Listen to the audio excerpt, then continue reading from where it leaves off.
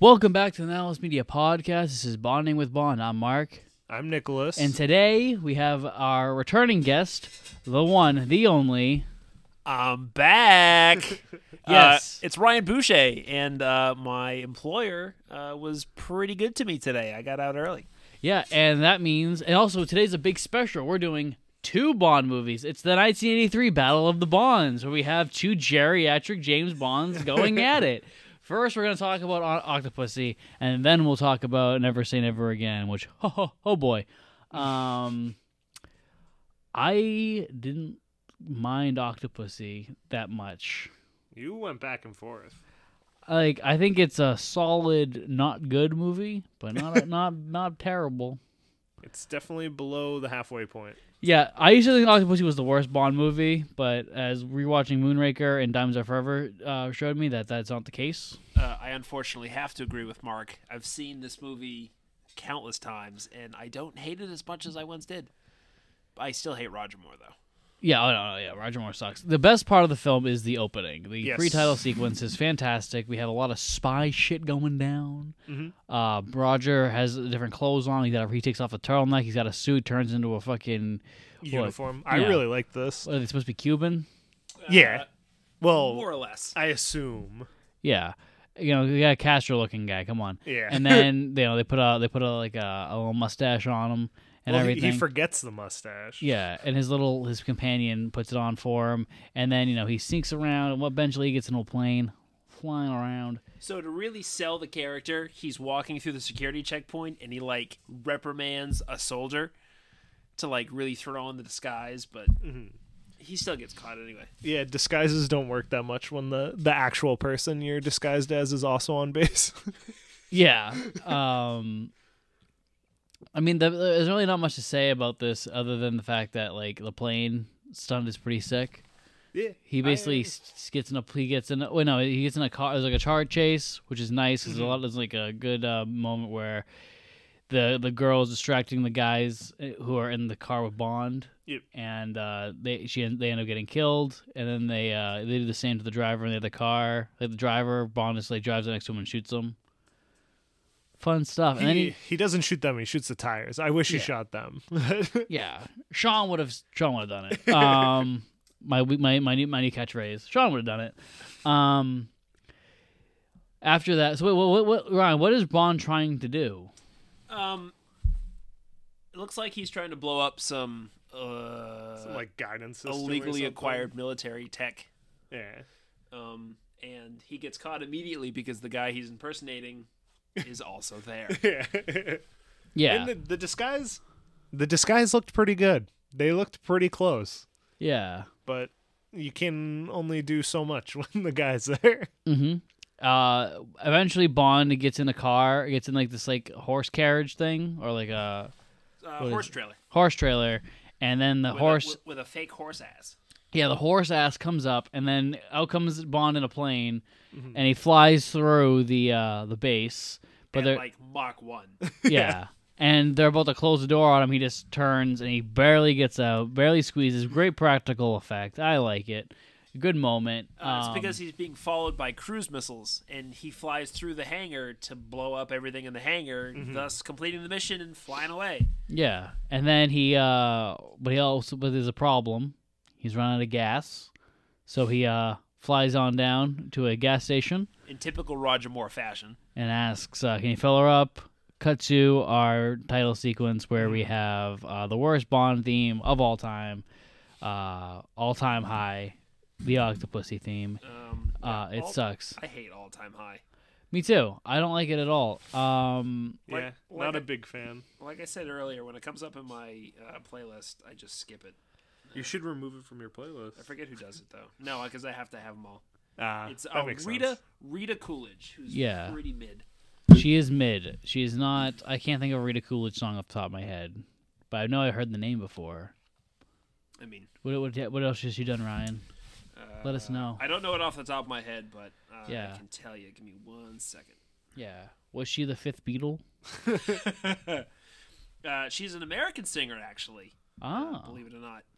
Maybe a Beach Boy. She was married to Chris Christopherson. Oh yeah, I know Chris Christopherson. He's a good friend of mine. No, I'm kidding. No. Chris Christopherson was actually in a Martin Scorsese movie, and he's referenced in Taxi Driver. She wrote the piano coda in Layla. Oh, by Eric Clapton. That's a good song. Either way, this is not our hit. Yeah, it's not it. Yeah, they do, like, the opening titles are not that great. They're not that imaginative. I've actually started to become to the point where I'm like, maybe I don't like these.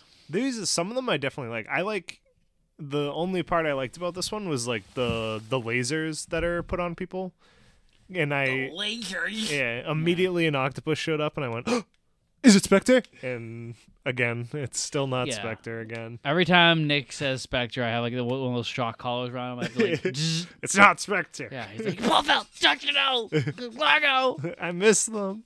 But I some of the earlier ones I really liked. In like Dr. Knows, I liked how simplistic it was. And then I think From Russia with Love was another one that I liked. Yeah, but I know you liked Goldfinger. Yeah, Thunderball I liked too, with the water transition. And we both liked the Automatic Secret Service one, obviously. Yeah. Yeah. But a lot of them are just forgettable, and it's just like girls and Bond fading in and out. I did particularly in the Moore era. Yeah, I personally really like the Craig ones with the more like art focused. Yeah, but some of these have been really cool to see. It's cool to see what they do because I assume it's all in camera and stuff. Yeah, so it's interesting to see. I mean, yeah, but it's just like, I don't know. The Roger Moore era Roger Moore title sequences are very indicative of the Roger Moore era, where it's just like. So John Barry wrote the song, and Rita Coolidge just sang it. She didn't write any of this, which I found surprising. Okay, Ryan. Once again, you got to lean into that microphone, buddy. You're not my real dad. Okay. The thing is, I think like his title sequences are indicative of his era, where it's just like everything just feels tired, old, and it's not innovative or evocative at all. Just like Roger Moore. Exactly. It's just like a metaphor for his existence. Just lame. So here's the question I want to pose to the two of you: would this movie have been better without Roger Moore? Yeah. And I think I've said that for most of them. Like, I think Live and Let Die would probably be my favorite James Bond movie if it was not Roger Moore. And a lot of them, it's just like the Bond. I'll sit there and be like, did I not like this movie, or did I not like his performance? And I'll be like, wow, his performance really did bring it down a level. So, like, my favorite thing about Bond actors is Timothy Dalton was approached for On Her Majesty's Secret Service, and he was like, oh, no, I'm sorry, I can't do that, I'm too young. Roger Moore was 50 when they got him for Live and Let Die, and he goes, yeah, sure, why not? And then just got worse from there. I wish he also said, I'm too young. Yeah. Our first real scene in the movie, because the opening has nothing to do with the rest of the plot, is we have 009 running around as a clown while these two men, twin assassins, try to kill him, and we don't know why, but it's actually a very effective opening scene with a lot of good suspense. And I know a lot of people are like, oh, the Bond dressed up as a clown later in the movie, it's stupid. I actually don't mind it because they're a spy. They're going to dress up as things. Yeah. It has more of that, it's like you're playing Hitman type thing. Yeah, that's a good comparison. They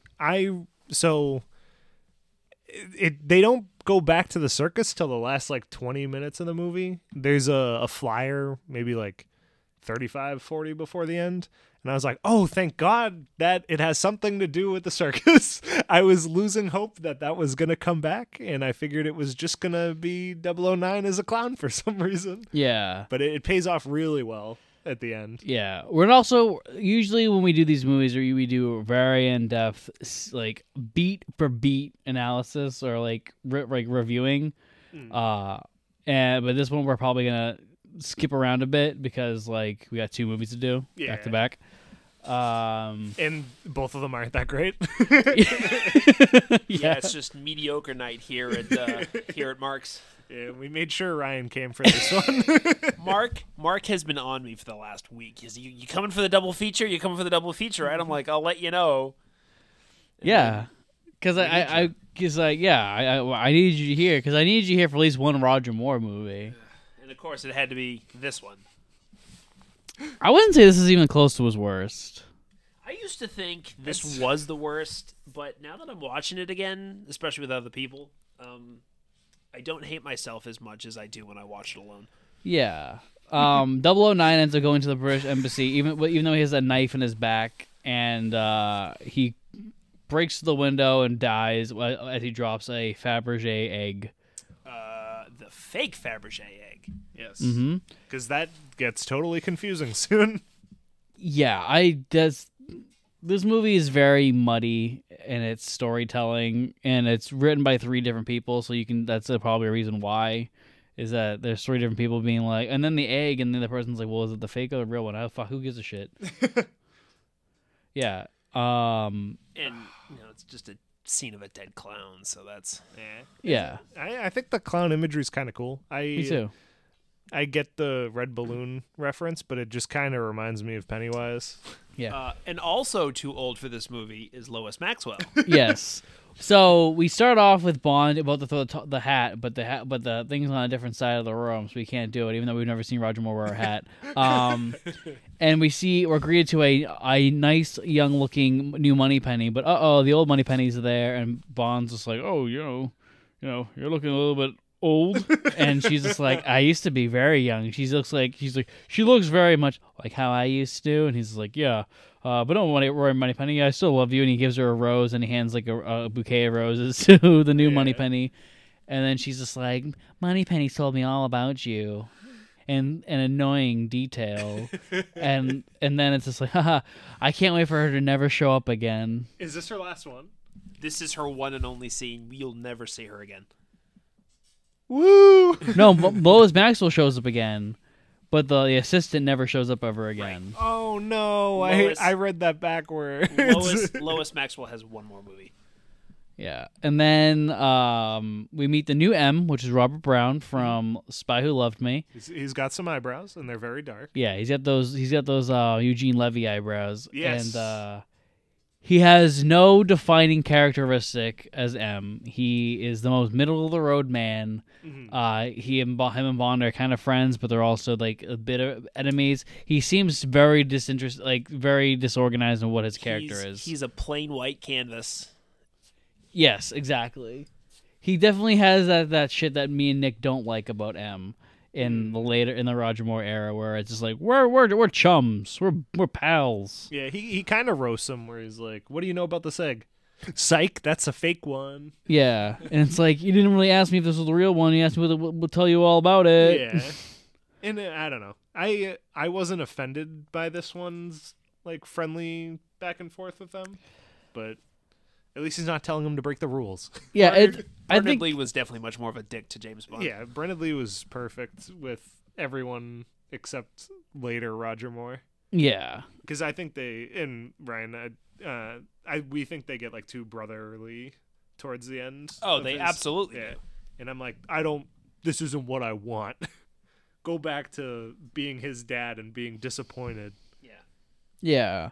You missed the Lazenby like cutting him off mid sentence and being like, shut up. You know, but whatever. We get told that Bond's gotta go to a fucking auction to outbid the real egg. Yeah.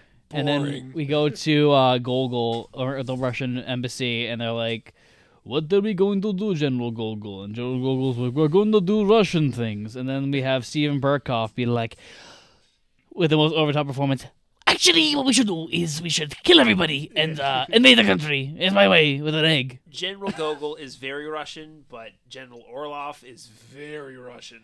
Yeah, he's like, diabolical Russian leader Russian. I got dented in my head from Clockwork Orange, so I'm going to be mad about everything. What we're going to do is we're going to... What? What year is Clockwork Orange? 1971. This is 1983. Man aged I'm like milk. surprised I got to finish that sentence before Mark answered it. Yeah, Steven Berkoff aged like fucking milk, bro.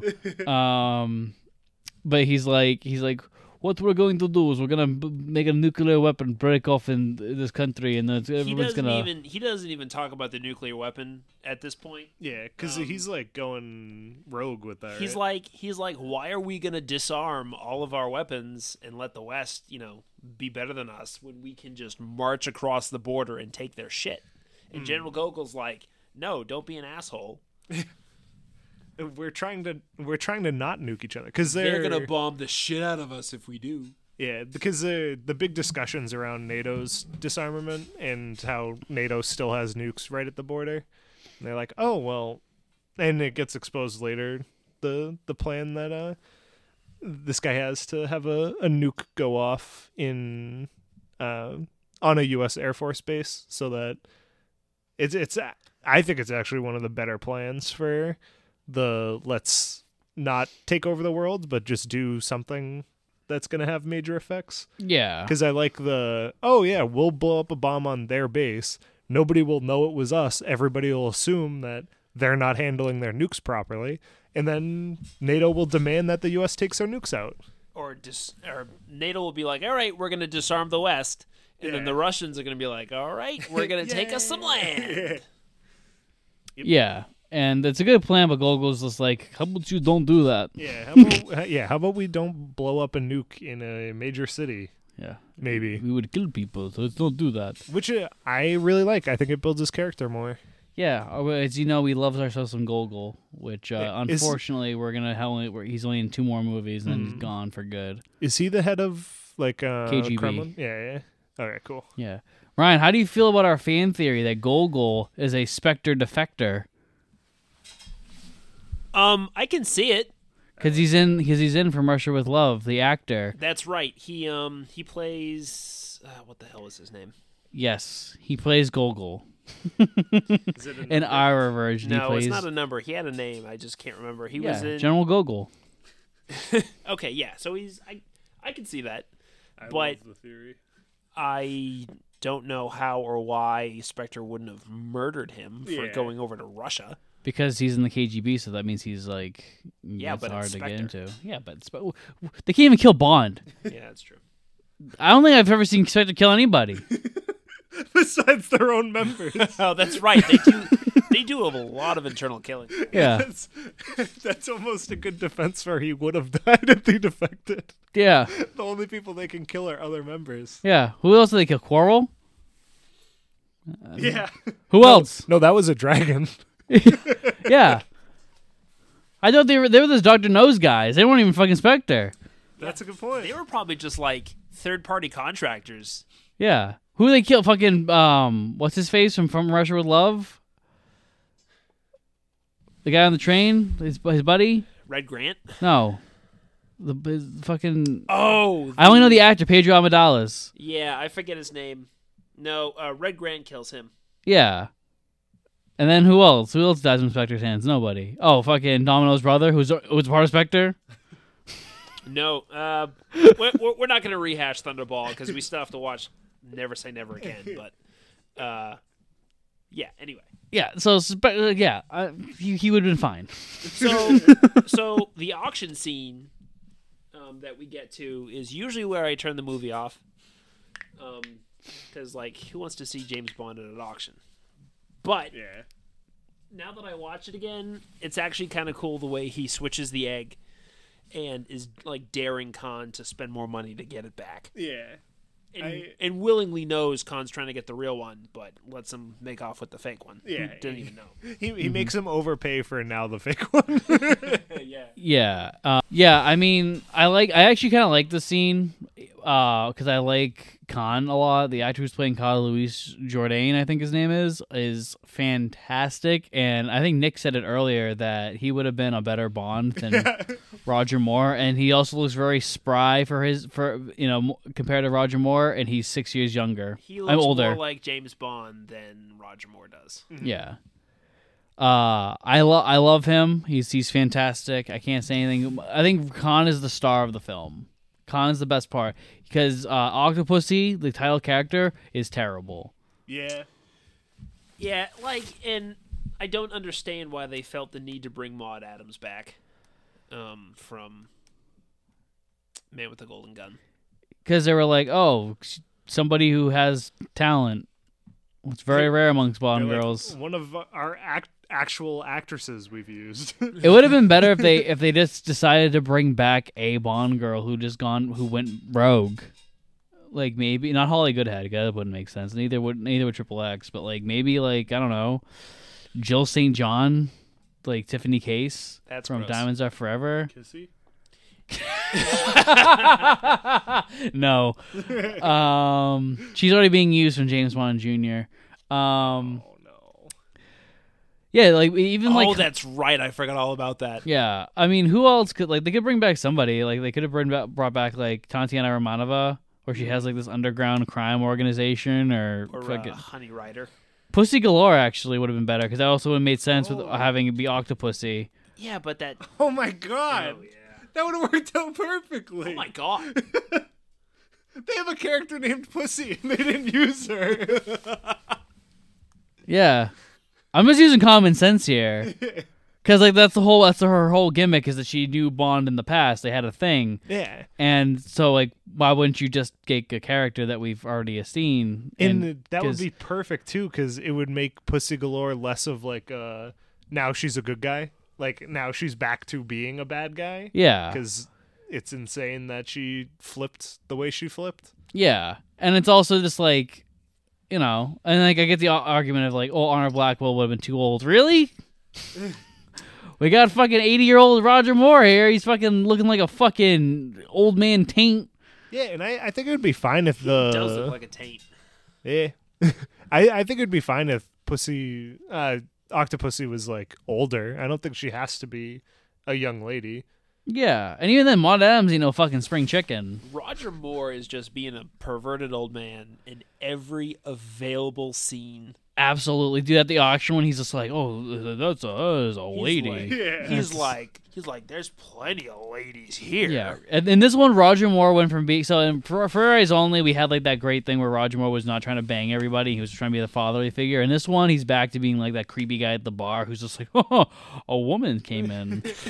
How about I'll buy them a drink and Bill Cosby. It's just like this guy, at this pudding. I don't know. Roger Moore comes off as completely unlikable in this movie for some reason. Roger Moore comes off as unlikable in every movie. I think it's because of how horny he is. He's so unbelievably horny that it's like weird. And it's not like a cool Connery horny where it's just like, that Connery. It's like, fucking old guy. Show me his balls. Roger Moore in this movie is the is like remember going on Omegle or Chat Roulette and you saw like the old dudes jerking off? That's what Roger Moore is in this movie. That's what this James Bond would do if he had Chat Roulette. Yeah. 100%. Anyway, he goes to India. Back to the movie. Yeah, and we have one of the worst things I've ever seen where Bond gets off a boat and he's walking past a snake charmer. And you hear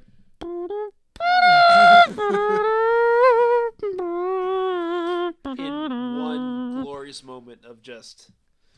And that's the moment Bond's like, oh, there's someone's calling me, and it's just like that shit always bothers me. Yeah, I mean, I like when they have code phrases and stuff, but this is just goofy. Well, the code phrase he does is like, do you accept English currency? And then VJ goes, only gold sovereigns. Yeah. Yeah, but it's like, fucking. And VJ, the tennis star, who has a tennis racket in every available scene. Yeah, it's like in Rocky 3 when like they're showing Rocky the statue and they play the Rocky theme.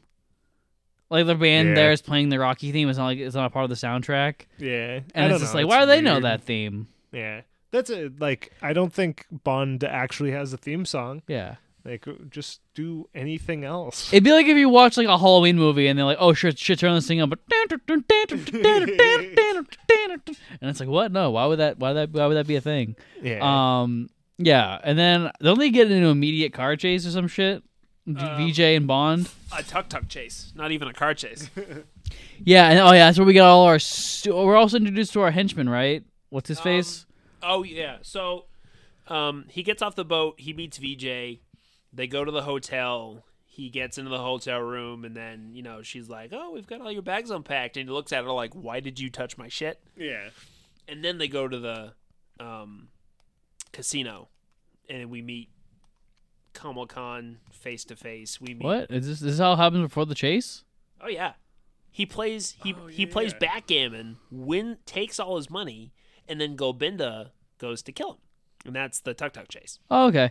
Yeah, so that all happens. The casino scene's okay. Yeah, I actually like the casino scene. He uses Kamal Khan's loaded dice against him. And Yeah. takes him for 200,000 rubles. Yeah, and the best thing he does rupees. he does a Connery thing where he's just like, "Oh, do you have the cash to like place the bet?" He's like, "Oh, I have this egg that I just laid," and he puts it on the He pulls it out. and he just stole it. Yeah. From them. Yeah, and he puts it there. You know, it's one of those Connery moments, like the specter of defeat means your luck was about to change. Yeah. That's gross. Please don't ever say that again. What do you mean? That's what he said. I know. That's one of my favorite. It's a moment I quote all the time. I love that moment because it's peak Dick Connery. Yeah. And he keeps just drilling it into Spectre. Yeah. And yeah, so he wins the game, and it's a nice moment because like we've seen Khan win over and over again. The guy's like, "You every time you want a 6, you get a 6," and it's like, "Huh, dude, you're not picking up what he's putting down." Like he's cheating. Yeah, it's I don't know. Yeah, it's, bananas. Yeah, and so Bond does the thing where he's like, "Well, player's choice or player's privilege. I'm gonna use your dice real quick. Oh, here, I got a 6. Wasn't that funny? That And dude, my favorite part of the scene is so Bond goes, "I get to use your dice," takes his dice, rolls the double 6s, doesn't look at them, and just says, "Oh, double 6s. What do you know?" Like he doesn't look at the dice. I was like, "Ooh, I love that." Yeah, and then the guy's like, "You will know my name very soon and very well." But which doesn't make sense because he tries to have him killed immediately. So if the plan worked, he wouldn't learn his name. But whatever. The only plot hole. The only one. This movie's so convoluted. I don't know if I said this. Oh, we also meet Magda, right? Magda. Ryan, microphone. Thank you. Magda. She's an alright character, I guess, if you just ignore everything. Yeah, she feels like not. She's definitely on the page.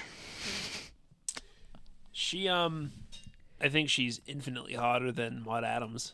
Well, yeah, but I think her character, there is no character. I think that if they just didn't have Octopussy and this was just Octopussy, that would make more sense.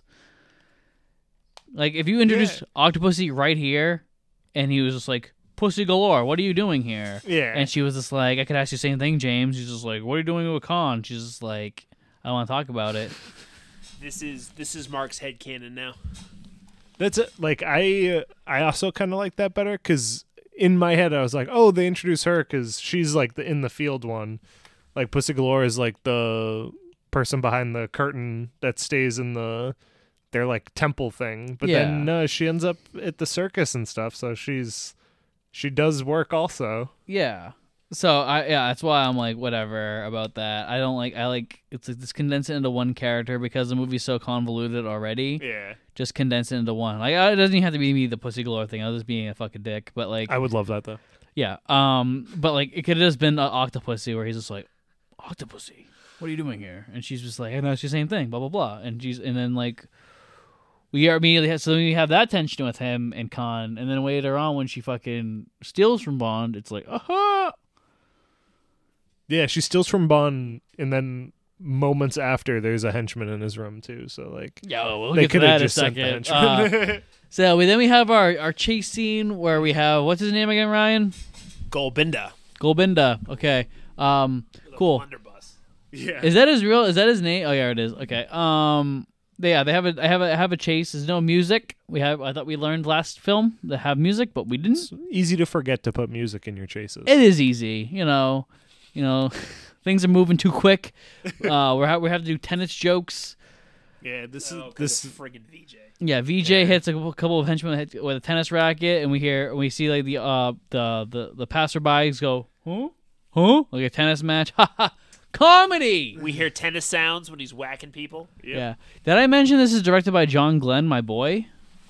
No, I don't even think we talked about that. At the Yeah, beginning. my boy John Glenn's back from For Eyes Only, and clearly they were like, "Hey, can you liven it up because that movie Raiders of the Lost Ark made a lot more money than you did?" And he's just like, "I got you, fam. Tennis jokes." Yeah, they're gonna love the jokes. Yeah, John.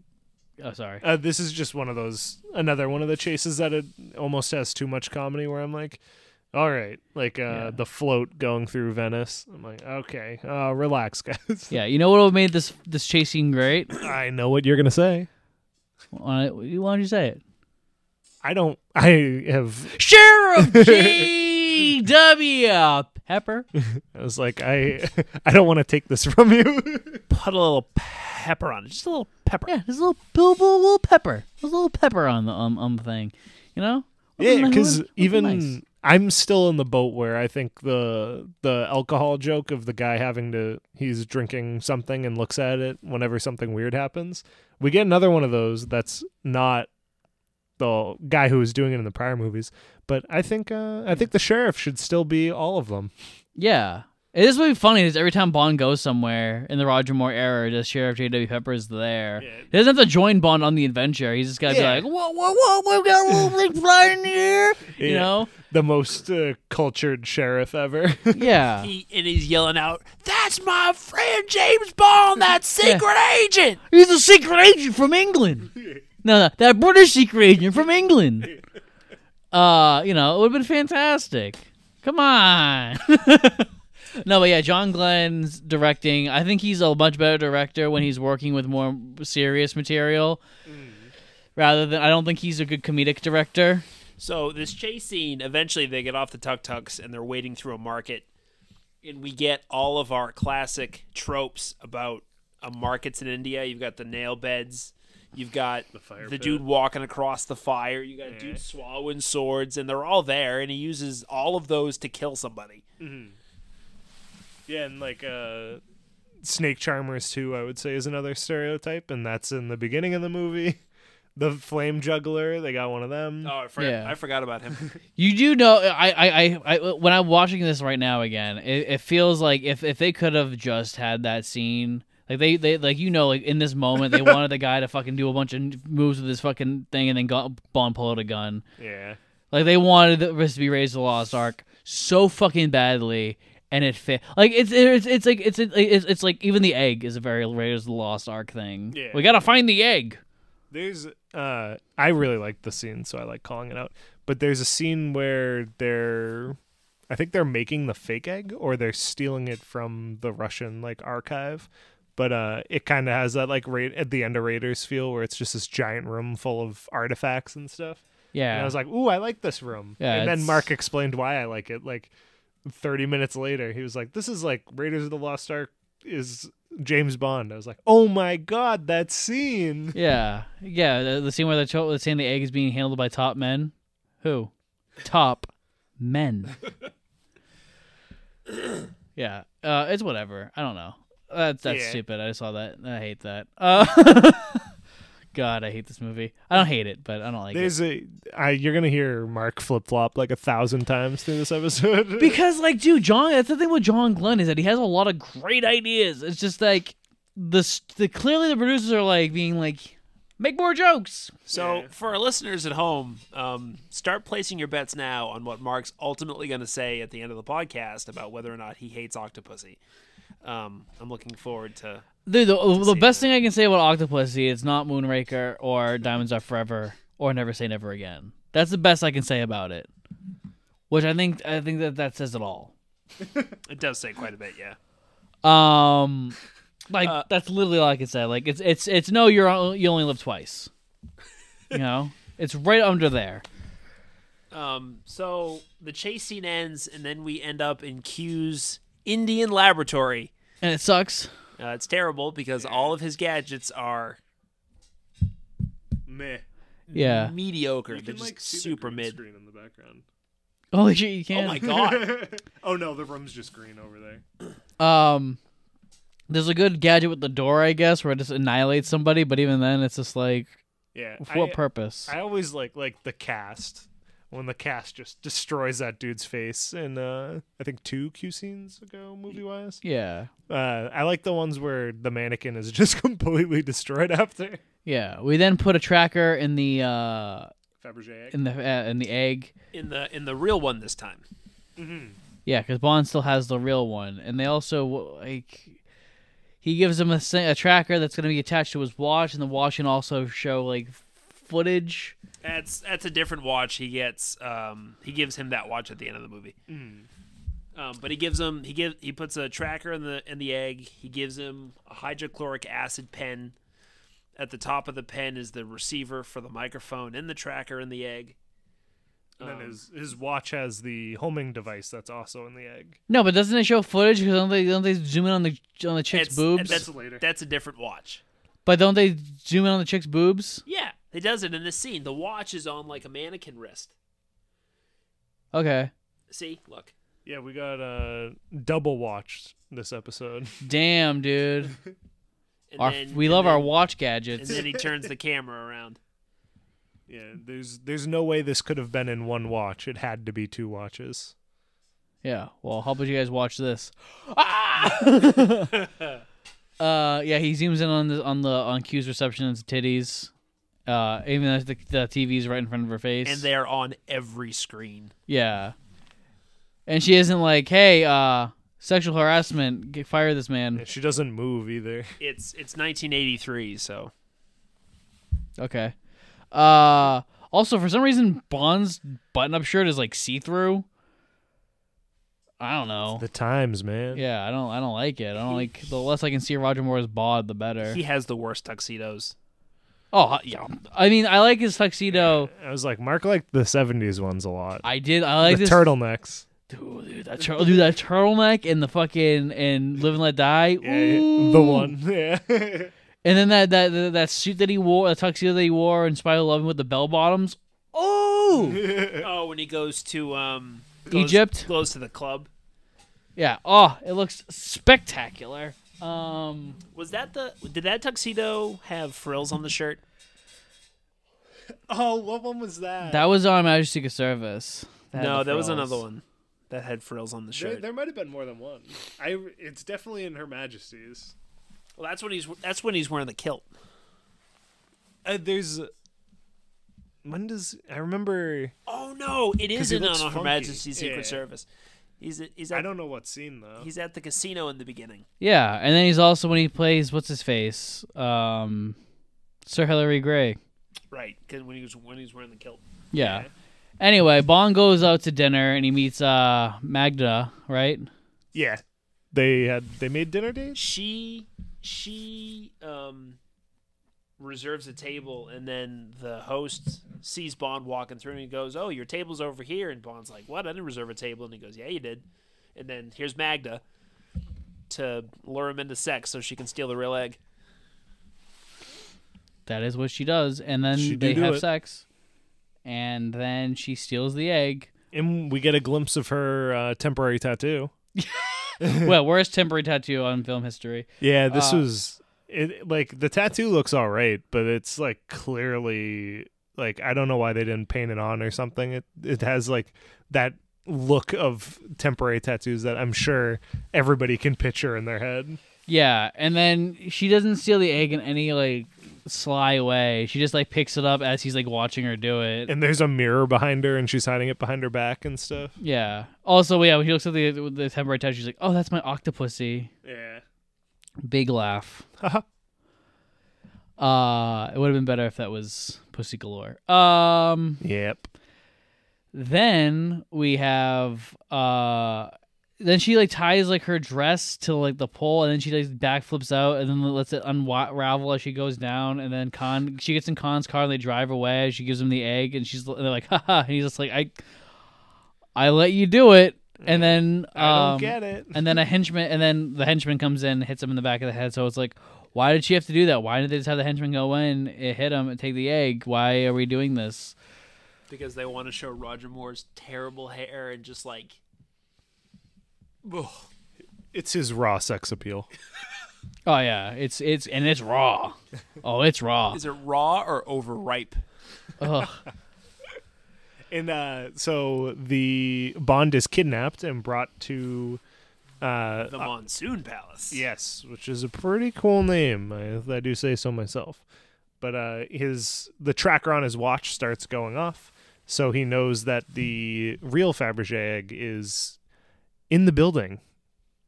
Yeah, and then he goes and tries to like listen in, but she's drying her hair. You know, she didn't take a shower. Yeah. Yeah, there's in between when he gets knocked out, and in between where he gets knocked out, and we see him again with the tracker. Kamal Khan goes to Octopussy's floating palace to be like, "I've recovered the egg. Look how good. Look what a good little boy I am." And he goes, "Oh, by the way, I've got James Bond." And she reacts to the name, and she goes, "Bring him here." And Kamal Khan's like, "No, that's a bad idea. Let me torture him." And then she goes, "No, you're going to bring him here." And he goes, "All right, fine." But he doesn't. yes, whatever. Yeah, and it's once again would have been a good reveal if it was someone we actually knew. Yeah. It does kind of build it up like it's going to be something huge. Yeah, he goes to dinner with Khan and Magda, and then He eats some sheep face. yeah, and it doesn't, basically he's just like, "Oh, I'm gonna get all the information I need out of you," blah blah blah. But like, does he even do that? No, because he escapes from his room, and then he with the chemical mixture pen, and then he hears the what's the general's name? General Orloff's helicopter arrives as he's out on the patio, or he's out scaling the outside of the building. And then they have a secret meeting that Bond is trying to listen into. And that's when our lady just starts drying her hair for some reason. So he can't hear it. Yeah, and then Orloff is just like, "Oh, let's break the egg," and he breaks the egg even though it's the real one. And Khan's like, "Oh, what the fuck?" Yeah, and Khan sees the tracking device that was in it, but the general doesn't. Yeah, and Khan's like, "Kill Bond now." Yeah, and then Bond pretends he's a dead body and escapes. Right? Yep. And then they go on this stupid fucking chase the next day. Yeah, the hunting chase. Yeah. With the elephants. Yeah, with the elephants, and there's like 40 fucking dudes just trying to shoot Bond, and none of them can do it, even though it's like completely unrealistic because Roger Moore is moving at the pace of a 60-year-old. He gets jump scared by a tiger, tells it to sit, and then leaves. And then he turns into Tarzan. I think that the Tarzan was the most offensive to me, but I know Ryan was more offended by the next gag. So I forgot all about the Tarzan thing. And originally I meant the leech thing was gross, but then I remembered the Tarzan thing. So that was definitely the worst part of the scene. It's not even like a quick oh. It's like a sound effect from a 1930s. Were 3 of them. Yeah. And he does like 4 leaps or something. Yeah. Too many. One was too many. Yeah, it's let's say it, probably the worst chase scene in the Bond series so far.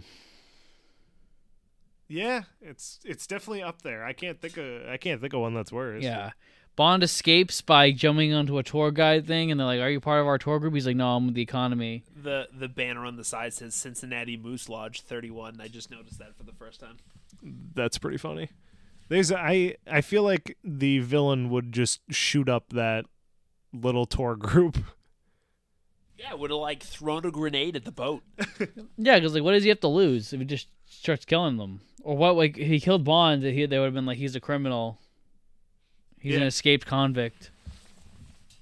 There's literally no reason for them to not kill him there. It's dumb. Yeah. Yeah, that whole 15 minutes is just terrible. Oh, yeah, absolutely. And then we have VJ's massaging Bond and being like, yeah, another interesting scene choice. Yeah, and then they're just like, yeah, Octopussy, there's a tattoo. I don't know what's going on. And they're just like, they're trying to figure out their next move. And Q's just like, oh, I suck in this movie.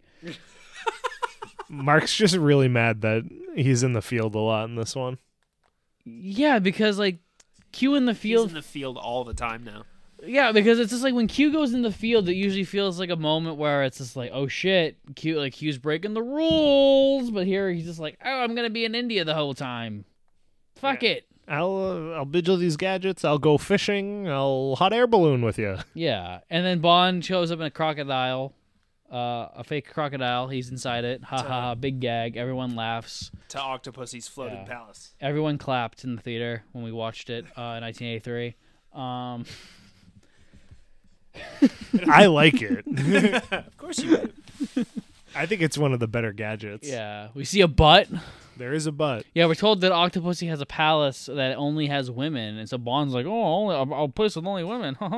Give me some Viagra from the '90s, and let me check it out." And he does, and it's gross because Roger Moore's peering his fucking gazing eye at women, and it's disgusting. Yep. He's like, yes, this girl could have been my granddaughter.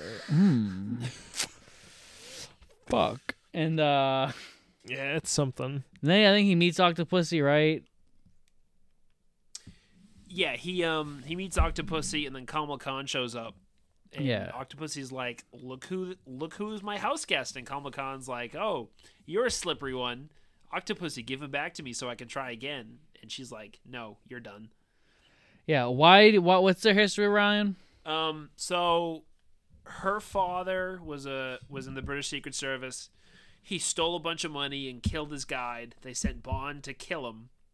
Bond found him in Sri Lanka and was like, you've got 24 hours to get your shit together, and then I'm taking you back to England. And then he shot himself. Yeah. So she was like, thanks for letting my dad, kill himself. Yeah. She's happy that he had an honorable death versus rotting in prison, I guess. Right. Lame. And then they have sex. You know what would have been cool is Of course. if Octopussy and Bond had this thing where like there was this crazy dude, this German guy named Goldfinger, who tried to rob Fort Knox and destroy the world's economy, and like Bond maybe did some fucked up shit and she joined his team, and then they won. And now she's a criminal. She was always a criminal. You're making it too good. Yeah, but yeah. If it was somebody who we knew was a criminal. Yeah, and you get they what had I'm a putting past. down. You're picking up what I'm putting down. We haven't mentioned the Flash outfits yet. Yeah, the Octopussy's crew are all wearing the Flash uniform from the DC comic The Flash. I still say it's the greatest American hero uniform, but Yeah, I mean they're the exact same uniform. It's all terrible. Yeah, it's just they're supposed to be very covert and not flashy, so they're wearing a bright red suit with a big white insignia in the middle. Yeah, and it really helps them later on when they do a nighttime raid, and you can just see them from anywhere. Maybe if they were invading a volcano, I would be like, oh, cool. Does something move? But they blend in with lava. Yeah, but other than that, no, this is fucking stupid. Khan's pissed off that Octopussy is like friends with Bond. He's just like, oh, I thought I was your friend. This guy's fucking 80 years old. You want to fuck him? You don't want to fuck me? What's he's wrong with 80 years me? old. I'm 86. Yeah, but I look like I'm 70, so it's fine. Do we get to the bedroom next? Because Octopussy's bed is sick. So Khan leaves. He goes to hire some henchman guy with a scar face that we never see again, and then the dude with the razor blade saw. Yeah, this is stupid because like he's just like, I want you to kill this man. Puts a picture of Bond, and they like saw it, and the guy goes, and I'm like, is that mean you're gonna do it? The razor yo-yo. He's like, we don't want problems with Octopussy, and Khan like throws a bunch of money down. He's like, Yeah, it's weird. Yeah, it's not good because like why can't he just have like his like 3 henchmen that he already has kill him? Because they don't have saw yo-yos. Yeah, I also like how the guy like grabs the thing while it's spinning and doesn't cut him, but whatever. Yeah, it's one of the worst like henchman device things. Like Oddjob's hat is so much better. Yeah. Yeah, you think? VJ, so Q's fishing. He's just like, where's Bond? Oh, I forgot. He's getting laid on an island full of women, and I'm sitting here catching fucking nothing. Oh, this sucks. I wish I was retired. And it's just like, dude, you're probably in that age. Like, I don't think they're keeping around fucking 80-year-old dudes fucking as the gadget master. Yeah, I mean they're putting him on the field as a spy, but like you know. I wonder. Do you think people were like, we want more Q in the field? This is what the movies need. Maybe. We need double old man action. But I don't like it. I like when he. The thing don't like is, it I think, either. like I said, I think the perfect amount of Q is in Thunderball. He shows up, he annoys Bond, Bond annoys him. They hate each other, they bitch, and then they leave. And everything that Q said is shown later on in the film. Yep. That's the perfect Q. It's like he's in, he's out. You don't need to see any more of him. So Q keeps fishing for like 12 hours, and then doesn't catch anything. Yeah, he doesn't catch a single fucking fish. And so VJ decides to start fishing, and Q leaves, and VJ gets killed because he's VJ and not Q. Yeah, they're taking shifts. I don't know if Bond was supposed to send them a signal or something, but they're waiting to supply backup if needed. Yeah, they're waiting to fish him out. And then Bond finds the Octopussy circus. Yep, and we're finally given some context to why he was dressed as a clown at the beginning. Wasn't Pussy Galore's thing about a circus? I'm sorry I keep harping on wasn't this. she? It was Pussy Galore's flying circus. Oh my god. All of her, the woman flying the planes with the nerve gas. Yeah. Wow. Are you fucking kidding me? They really could have. This movie writes itself. Maybe she said no. It wouldn't matter. Like, change the Bond. You could have said this is Pussy Galore. Yeah. It's just you're giving her a more interesting backstory where it's like, hey, we know this character. It doesn't matter about a performance. I mean, the performance sucks regardless, but like, Yeah. it's just within the context. You know, it's just like Spider Love Me. The performance is dog shit, but like the context makes the character be like, ooh, it's so nice. Yeah. But here it's just like, fuck you. Yeah, no, that's a good point. I can't believe I forgot that she literally had a flying circus, and it would have worked out. Imagine if it just said Pussy Galore's Circus. I mean, it could be fine that she changed it to Octopussy. Oh, yeah. Because it's just like, I don't want to be associated with the war crimes that I did. But, and then also, it also fits in with the pattern because Bond forces himself on Octopussy again. That's a good point. Yeah. Come on, guys. Yeah, and she could be against it again because she was like, yeah, don't do that. And then she's like, actually, I do like this. Was he justified in assaulting this woman? No. This one's a complete no, because what is a gamer? Because she's like already kind of on his side, and then he's just like, oh, it's fuck, and then like they have the most uncinematic shot in the history of cinema, and then cool bed though. Cool bed, but they fuck, and it's like cool, I guess. Bond, it's no haystack. The thing. It's no haystack. They didn't have the threat of getting ticks or lice, so yeah, there's no danger. Yeah. VJ then gets killed because he's VJ. He gets the yo-yo saw. It must have been a passing blow because he lives for a while. So yeah, which is also funny because so Khan and his henchman guy did not say kill VJ. They said kill Bond, and they kill VJ instead. Although they only they try to kill Bond too. Yeah, but they didn't give him a picture of VJ. So how the fuck did they know who VJ my is? god, you're so right. Well, he would know, right? Because it's Golbinda. Oh. But like, makes a little bit of sense at least. It makes a little bit of sense, but why didn't I fucking kill Q? Because Q got relieved by VJ. He's in his hot air balloon already. And they can't kill Q. Yeah. And then, the jump cut, the smash cut of the birds flickering as simulating the blood splatter of VJ wakes Bond up from his slumber. And he's like, oh, yes, I have a job to do. And he goes back to find VJ dead, with Q's being like, VJ's dead. Well, they fight first. He wakes up during the attack and saves Octopussy from Razorblade Guy.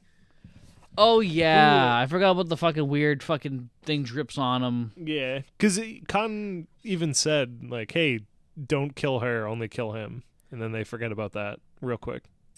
Yeah, so they try killing him and her, and then they get in a big old fight scene that's not that great. No, yeah. It's all right. But I think the saw yo-yo is just so dumb that it's like it works if he's above you and throwing it down at you, but it doesn't really work sideways. Yeah. I don't know why. It reminds me of like that cool, what's the girl from Kill Bill? The schoolgirl who with the fucking... The spiked ball. I don't remember her name. Her. It reminds me of something like that, but like not cool. Yeah, and way less effective. Yeah. Because And it's convenient that her bed is under a balcony because otherwise he wouldn't have been able to do anything. Yeah, and that's also something that a leader of a criminal organization would have. A big hole above them to get killed. Why would that happen? That doesn't make any sense. This movie's dumb. But Agreed. yeah, Bond gets told, "Yay, VJ's dead because he's VJ and not Q." And Bond's like, "Oh no, this I had so many feelings for VJ. He massaged my back.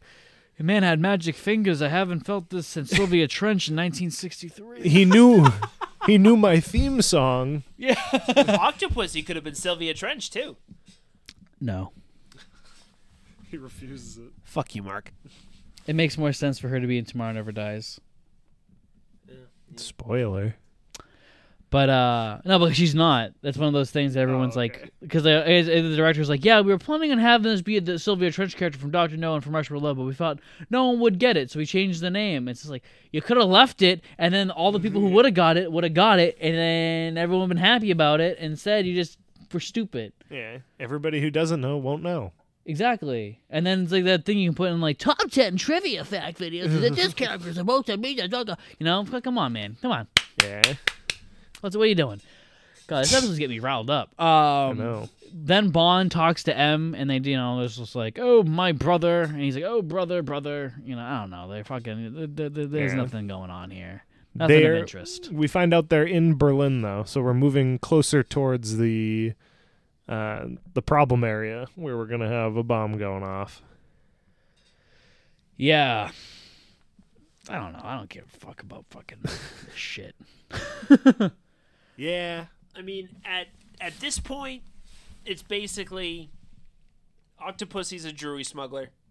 Orlov is smuggling jewelry out of Russia to pay for, all the crazy Russian shit he's going to do. And then what's Khan's angle?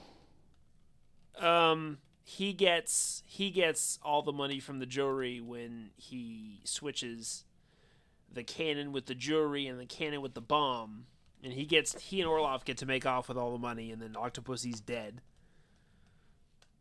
Okay. It's written it's Octopussy. Why are you trying to look for sense in this movie?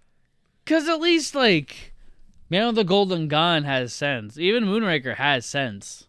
Moonraker makes sense. Except Jaws. Except Jaws. Yeah, and Jaws finding love. That makes sense. No. All right, from a writing 101 sense, it makes sense. Jaws meets this girl who's imperfect, and he's imperfect, and then the villain's making a society that's supposed to be like eugenics and utopia. Whatever. Perfect master race bullshit. And then, so it makes sense that this fucking freak falls in love with another freak, and then it makes him turn to the good side. That makes sense. It's just the way they do it is stupid. But this doesn't make sense. This is stupid. This is the whole thing stupid. The only one person that makes sense is Olaf or Olov, whatever the fuck his name is. General Orlov. Is it Orlov? I'm gonna call him Olaf. Yeah, Olaf the Smoke Snowman. It just doesn't make sense because it's mostly the Khan angle doesn't make sense. The Octopussy angle makes perfect sense. Olaf makes perfect sense. Khan, no sense, but he's the best part of it. So it's like you're damned if you do, you're damned if you don't. Yeah. Because if this whole movie was as Orlov being like, and actually I probably would have liked it. I was like, we need to find the egg. I would have been down. The egg. Yeah, Bond, Mr. Bond, lay an egg, please. Again. Yeah, lay another egg so I can sell it on eBay. Well, then we get to the circus, and it starts showing. Bond's found that flyer, so he's like, okay, why does she have a circus? Let's find out what's going on here. And we see some circus acts, which are fine. Yeah, they're mid.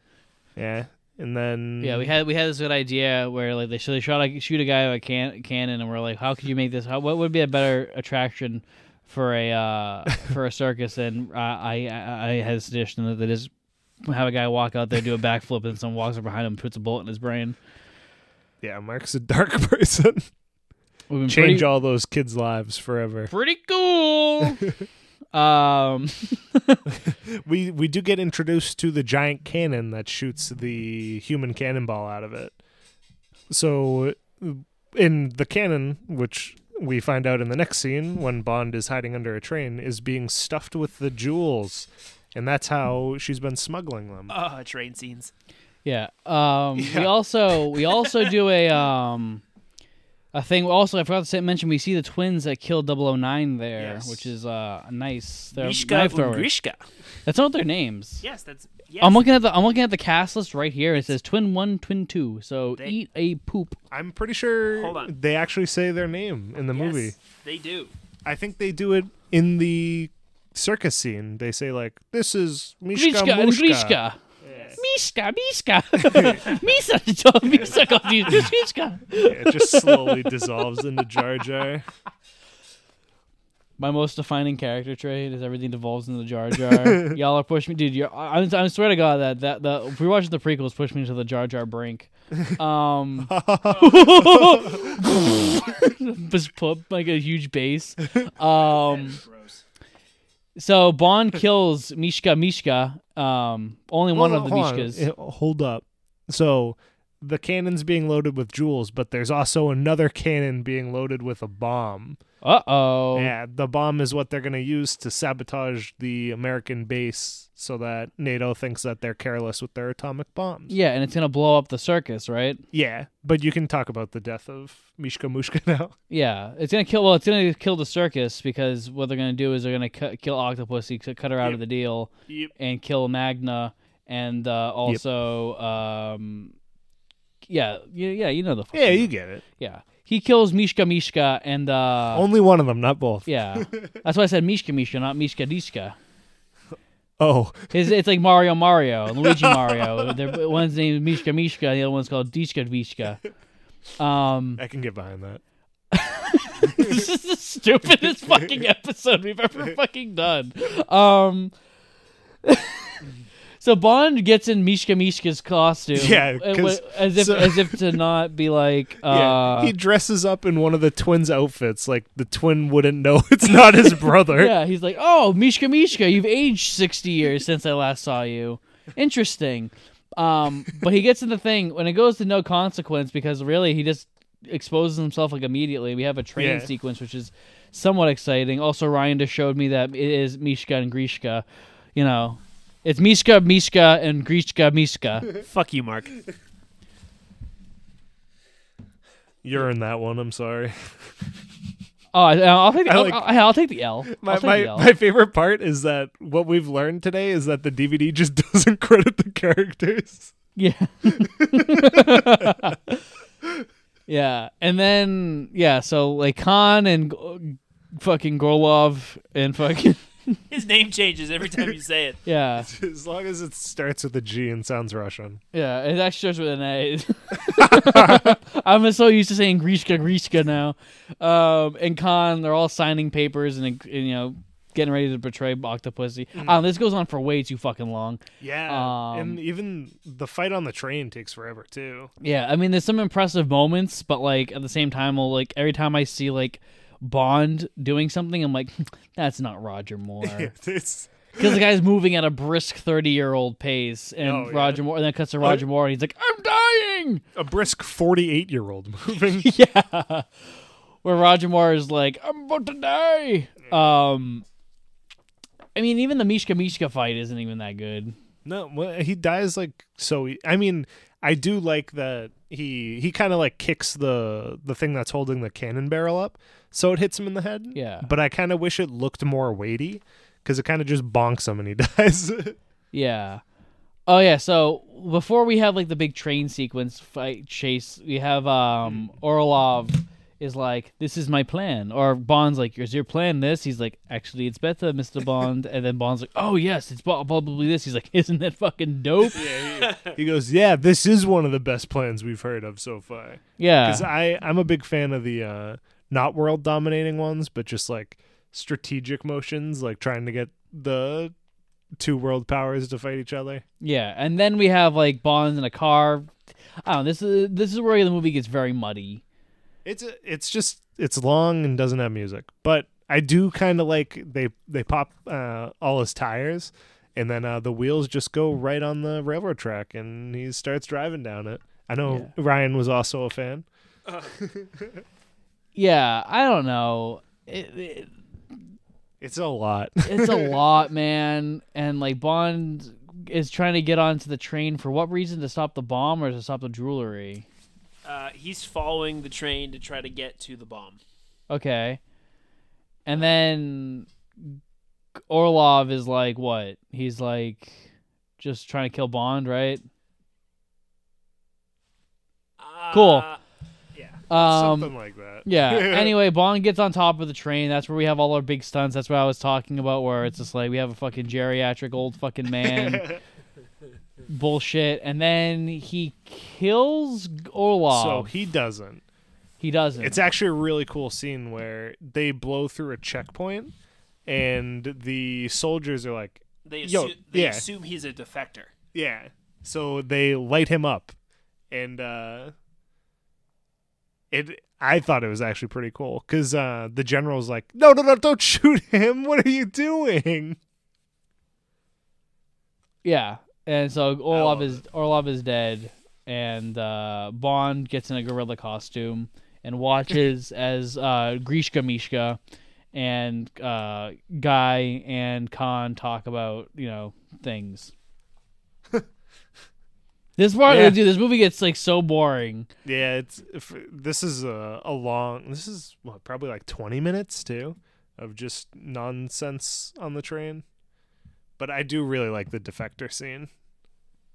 Yeah, I do like Orlov dying, him being like, my plan is happening, and then Gogol looks at the train leaving, and he's just like, oh, shit? Actually, why doesn't he try to stop it more, now that I think of it? Because he doesn't know about the bomb. Oh, okay. Yeah. That's how I was like, I feel like he should have been like, okay, I'll team up with Bond again. Let's not have this circus blow up. Yeah, because I like that whole thing where Gogol I always has to team up with Bond because he's like, oh, what the fuck? Yeah, he hates it, but it also saves him. Yeah. And then, so the bomb is, detonated. It's like, they're like, all right. Yeah, they set it, this one, it's not a countdown. It's set to a time to blow up. So in this case, they set it for 3:45. Yeah. So 4 hours away. Yeah, and then we have a long motherfucking chase. What feels like 4 hours. This was fucking brutal. Like, because I was like, all right, cool. The train, the sequel, like everything is done. We had the big stunt moment, but now it's like, all right, let's fucking go, dude. But then we have a bunch of bullshit. Yeah. Bond escapes. Oh wait, is this where we? This is where he gets on the roof and starts doing the tricks. Yeah. Oh my god, this feels fucking. It goes on forever. Yeah, and then doesn't he fall off at one? No, he kills Grishka Mishka, right? On this train. Yeah. So eventually he ends up back in one of the cars, and Grishka's like, "This is for my brother," and like throws a knife and misses. And then Bond kicks him or something and throws a knife back at him. And he's like, that's for 009. And it's like, cool, man. And the one cool line he's got in the whole film. Yeah, and I thought it was pretty good line delivery, honestly. Yeah. Fucking Roger Moore, he's now 56 years old. He's trying to get a hang on this Bond thing. And then we have like the parade of like the circus people, whatever. Mm-hmm. Bond's trying to get there. He's doing whatever he can. He hitchhikes. Some teenagers blow him off. It was perfect because Mark was talking about. I kind of wish there was a scene like in Halloween 4 you were talking about? Yeah. Yeah, where they blow him off and call him an old man, and like right as he finishes explaining it to me, that literally happens in this movie. He ends up catching a ride with some old, like an old couple, like a fat couple, like eating food. Like, blah, blah, blah, blah, blah, blah. He's just like, oh, can you hurry up, please? He gets out, and then I believe he just steals a car. Yeah. And he tries to get into a phone booth, but a woman shows up in a car and like runs in front of him. And then he's tired of waiting, so he steals her car. Yeah. Oh, yes. And it's then, a nice car, too. While this is happening, we keep cutting back to the circus, try to build some tension, but it doesn't really build any tension. Yeah. because it's like they set the alarm, or they set the bomb for 4 hours, and then immediately he's like, I have 40 minutes left. We gotta go. Yeah. Like, it doesn't really show the passage of time that well. Yeah, well, it's because it took 4 hours on the top of the train. Yeah.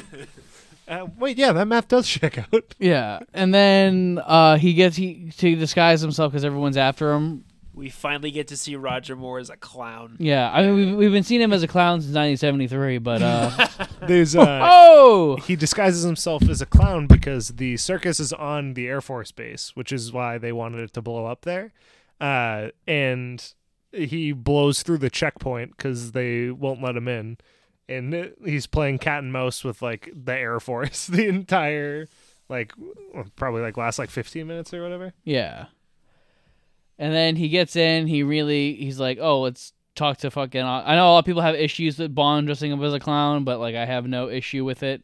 Yeah, I think it's fine. It's fitting for the scenario he's in. Yeah, he tries to defuse the bomb, and everyone's freaking out at him, and then he runs to Octopussy, and he's like, hey, shit's going down. Yeah, because she's with the leader of the base, or the commander of the base, and he's like, could you tell him I'm not kidding and that there's literally a bomb in there? Yeah. And then he defuses the bomb with 0 seconds left. I was shocked it wasn't another 007 on the final countdown. But then the circus is over. Yeah, and Magda's like, he's going to ruin our plan, but it's also they figured out, oh, wait, there's a bomb who's going to kill us all, blah, blah, blah. Mm. So now... Magda's on Bond's side. Yeah, because they realized that they were going to be betrayed by Khan. Yeah. We then have the big invasion into Khan's palace where Octopussy's crew goes in there. They start killing everybody. Octopussy's also there. So that's why Nick was saying earlier, it's like, why was she on the field? Who, blah, blah, blah. Yeah, I mean, she was even she was at the circus too. It's if you're gonna be the Blofeld. Yeah, at the beginning it makes it out to be like a Blofeld, hidden off camera. We see her feed her octopus, and then it's oh no, I'm gonna sit front stage at the place I smuggle diamonds with. Yeah, and eventually he grabs Octopussy because they all ended up at a stalemate. Q shows up with Bond and a fucking in a Union Jack hot air balloon, and it's stupid. It literally hurt me. Q gets laid. Nick's lying. He got a boner when he saw that. Dude, it was so stupid. I was somehow this actually looks like a nice scene. It's a nice wide shot outside. Day for night, which like always, as soon as they're done shooting Day for Night, the next scene, all of a sudden it's high noon, and it's the same scene going on. Yeah, and then they take Octopussy prisoner, I believe, and they fly off in a plane. Yes. Bond gets on a horse, chases it down, jumps on top of the plane. We have a nice action sequence that Tom Cruise will do better years later. Yeah. He'll do it himself too. Yeah, because you'll see that. Oh wait, that's Tom Cruise, not a guy wearing a Roger Moore mask. So wearing a leather suitcase. Oh,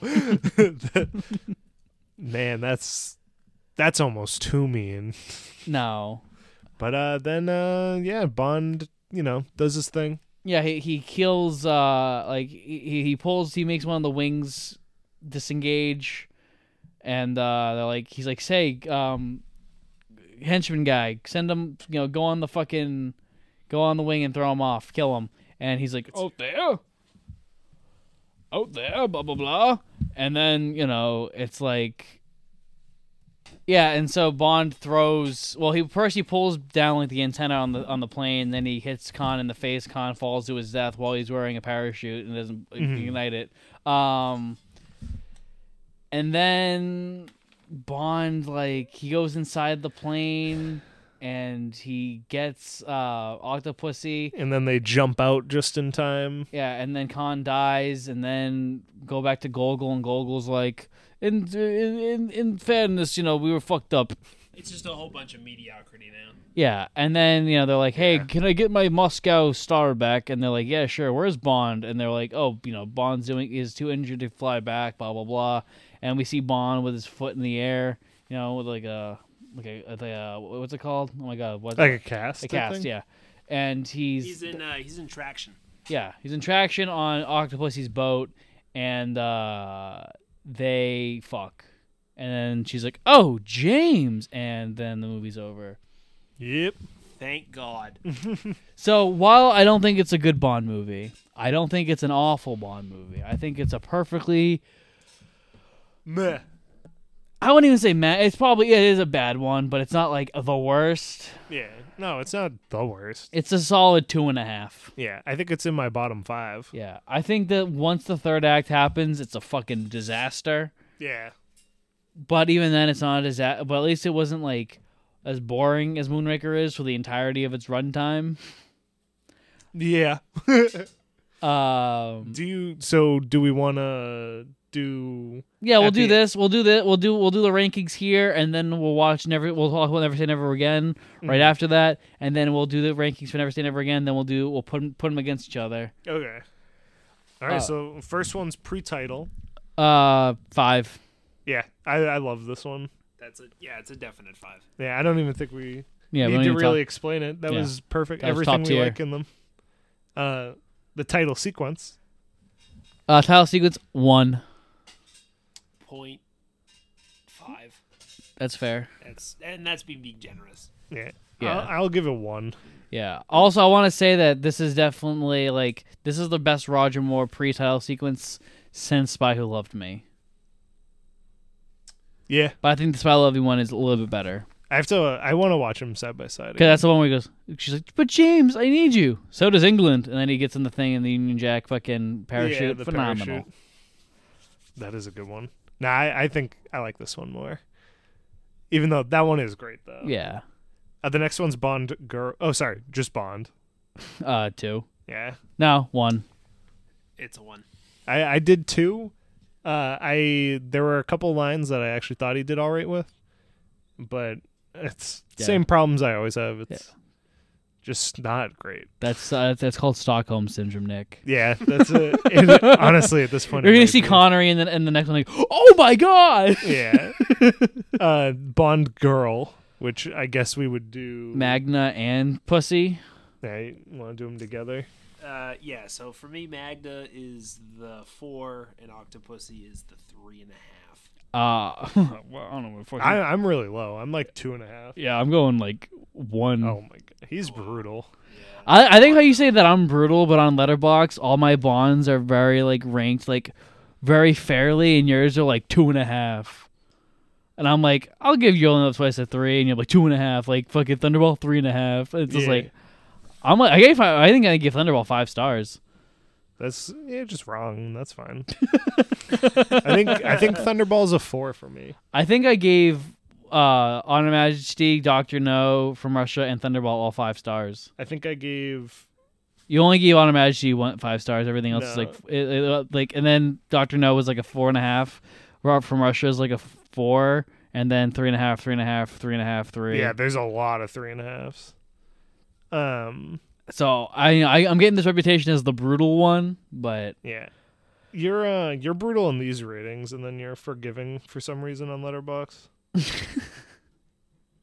I don't even know how to see my own rating on stuff, but yeah, I'm giving the Bond girls a 1 because Octopussy is a wasted potential character, and Magna is a nothing character because Magna's entire thing is I'm bad. Oh wait, I was wrong. Okay, well I'm also just a servant. She's a servant to 4 different people, so fuck you.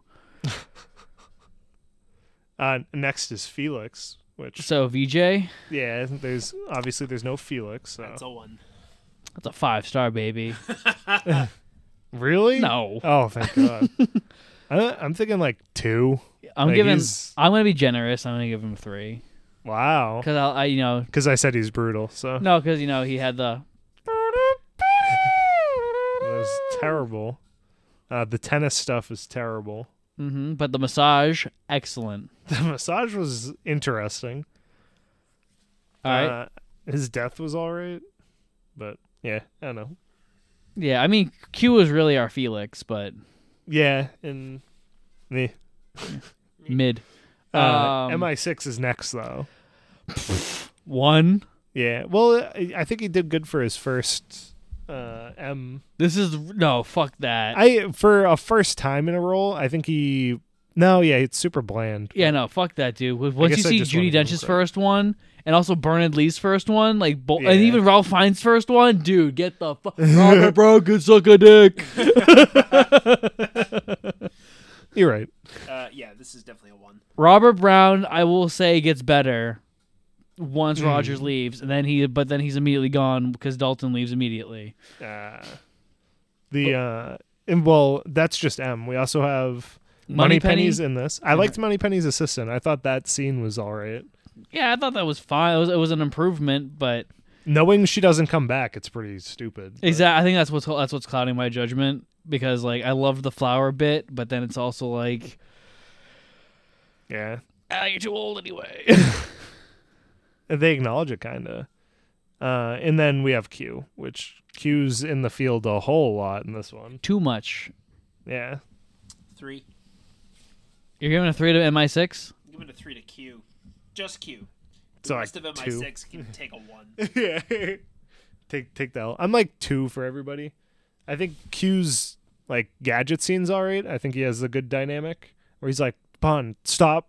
He's like, fix my jacket. I lost my gun. He's like, can you shut up for like 2 minutes? Yeah. But then he flies in with a Union Jack hot air balloon, and I'm like, ugh. He does get laid this time. I'll give him that. Good on you, Q. Losing your virginity at 86. Fantastic. He earned it. The The next category is villain. is Octopussy a villain? So the villain is the primary antagonist is Khan, and the secondary antagonist is General Orlov. All right. So Orlov is on the Donald Pleasance level, maybe a pube under it. So he's mid tier. I think he's actually like a lot higher for me. Orlov? Yeah. He's a 3 for me. Wait, okay. I think he's like a 4, honestly. I mean, I think I gave Donald Pleasance a 4. Oh, okay. Why is that middle of the road? Khan is definitely my 5. My 1 and only 5 for this film. I mentioned it. I think I mentioned it while we were watching it, but I would have liked him as Dr. No.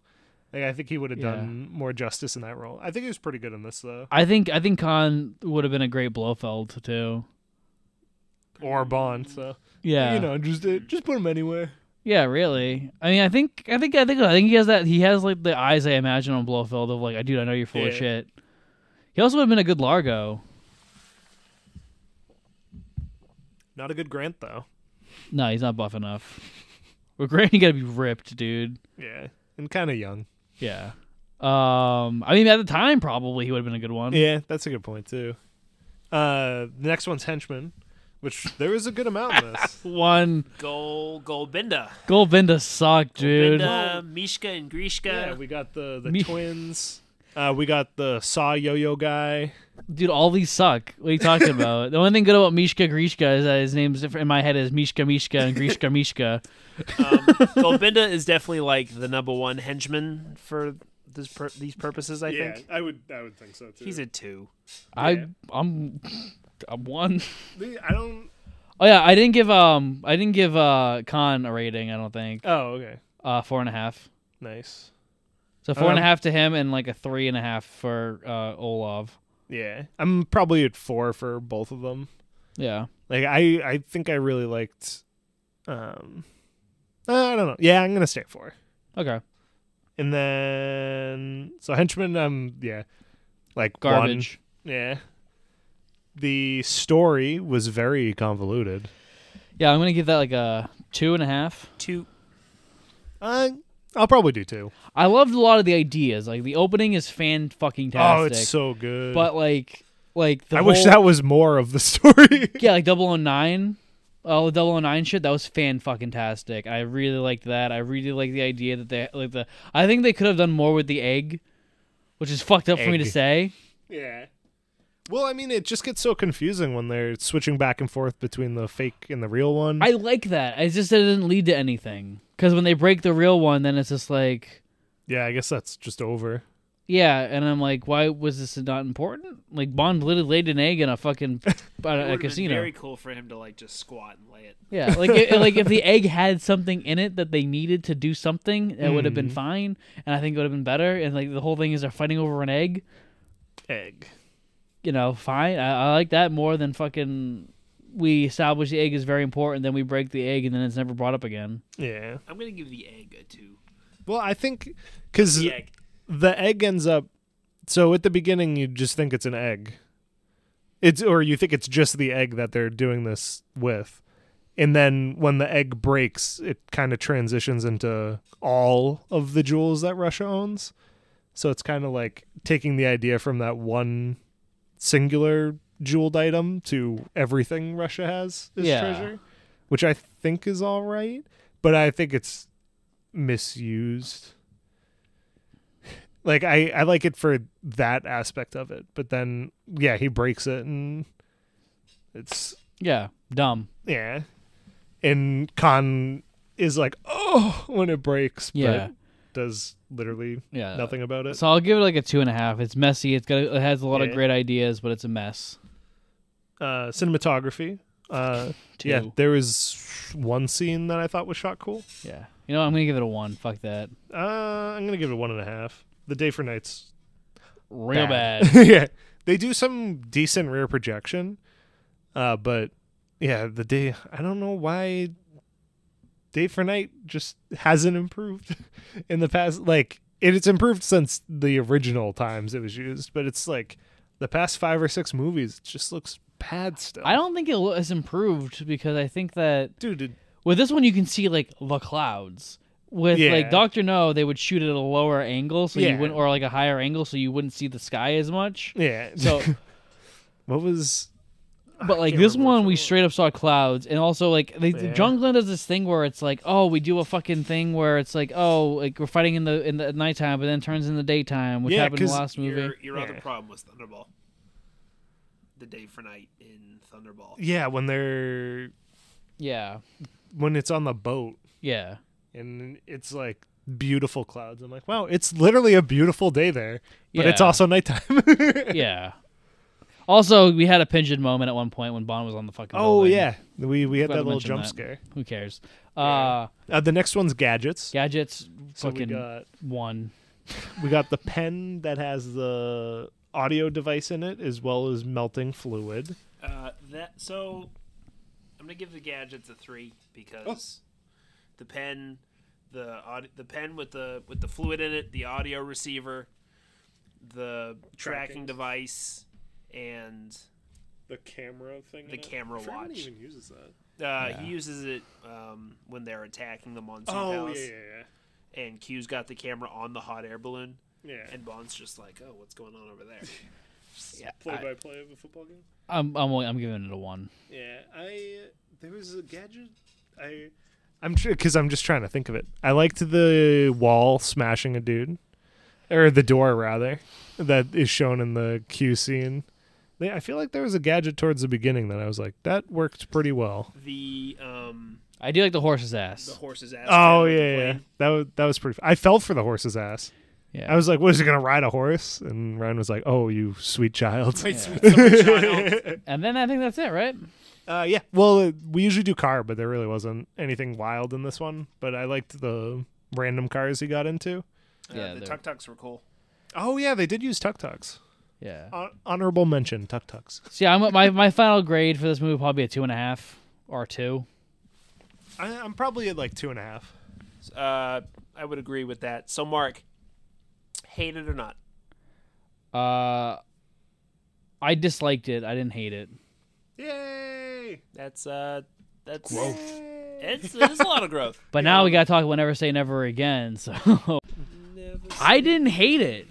I remember hating this movie, and you know I was hyping up that I hated it, but like I don't hate it. Yeah. So all the times that I watched it at like Thanksgiving James Bond movie marathons on Spike TV, I was like, oh great, now I'm gonna watch this shit again. I don't hate old Sean Connery, especially after watching Roger Moore and Octopussy. Yeah, I liked it. That was far from my least favorite Bond movie. It's definitely one of the better ones we've watched, but we've been in the fucking dark ages. Yeah, I'm expecting it not to hold up, but as of right now, it's doing pretty well. Yeah, I mean, like, I think it's literally a symptom of the fact that we have only been exposed to Roger for this amount of time, and I think that Roger has been such dog shit that, like you were saying when we were saying earlier when we were watching Octopussy, you're like, his line really isn't that bad. I'm like, it's Stockholm syndrome, and then once we got to this, it's like, it was. So Nick, I want to pose this question. Oh, Cause I think is he better than Moore?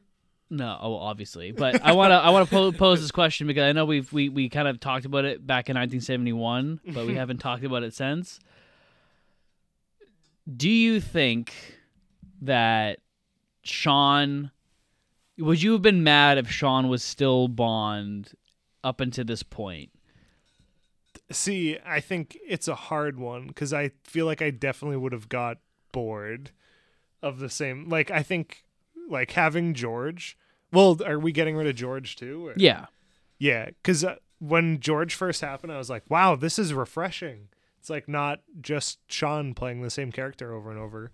And I think if we watched him age as much as we're watching Moore age, it would have been... it would have hurt his reputation with me. But he did really well in this.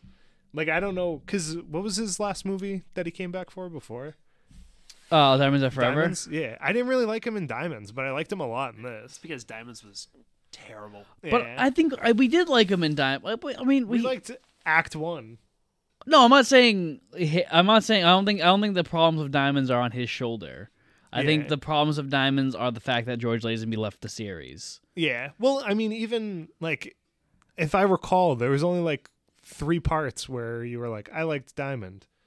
And No. I'm not saying, I'm not defending Diamonds Are Yeah. Forever. I'm defending Sean Connery. Yeah. What I'm saying is, I think, and in the long run, I think all of the flaws that you can attribute to Diamonds Are Forever, you can kind of go back and blame them on George Lazenby himself. Because George Lazenby left the series, and that meant they couldn't follow it properly the way they probably would have intended. Yeah. So they had to go back to Sean, but then Sean's Bond didn't have that chance to grow, so they had to skip that chapter almost. Mm-hmm.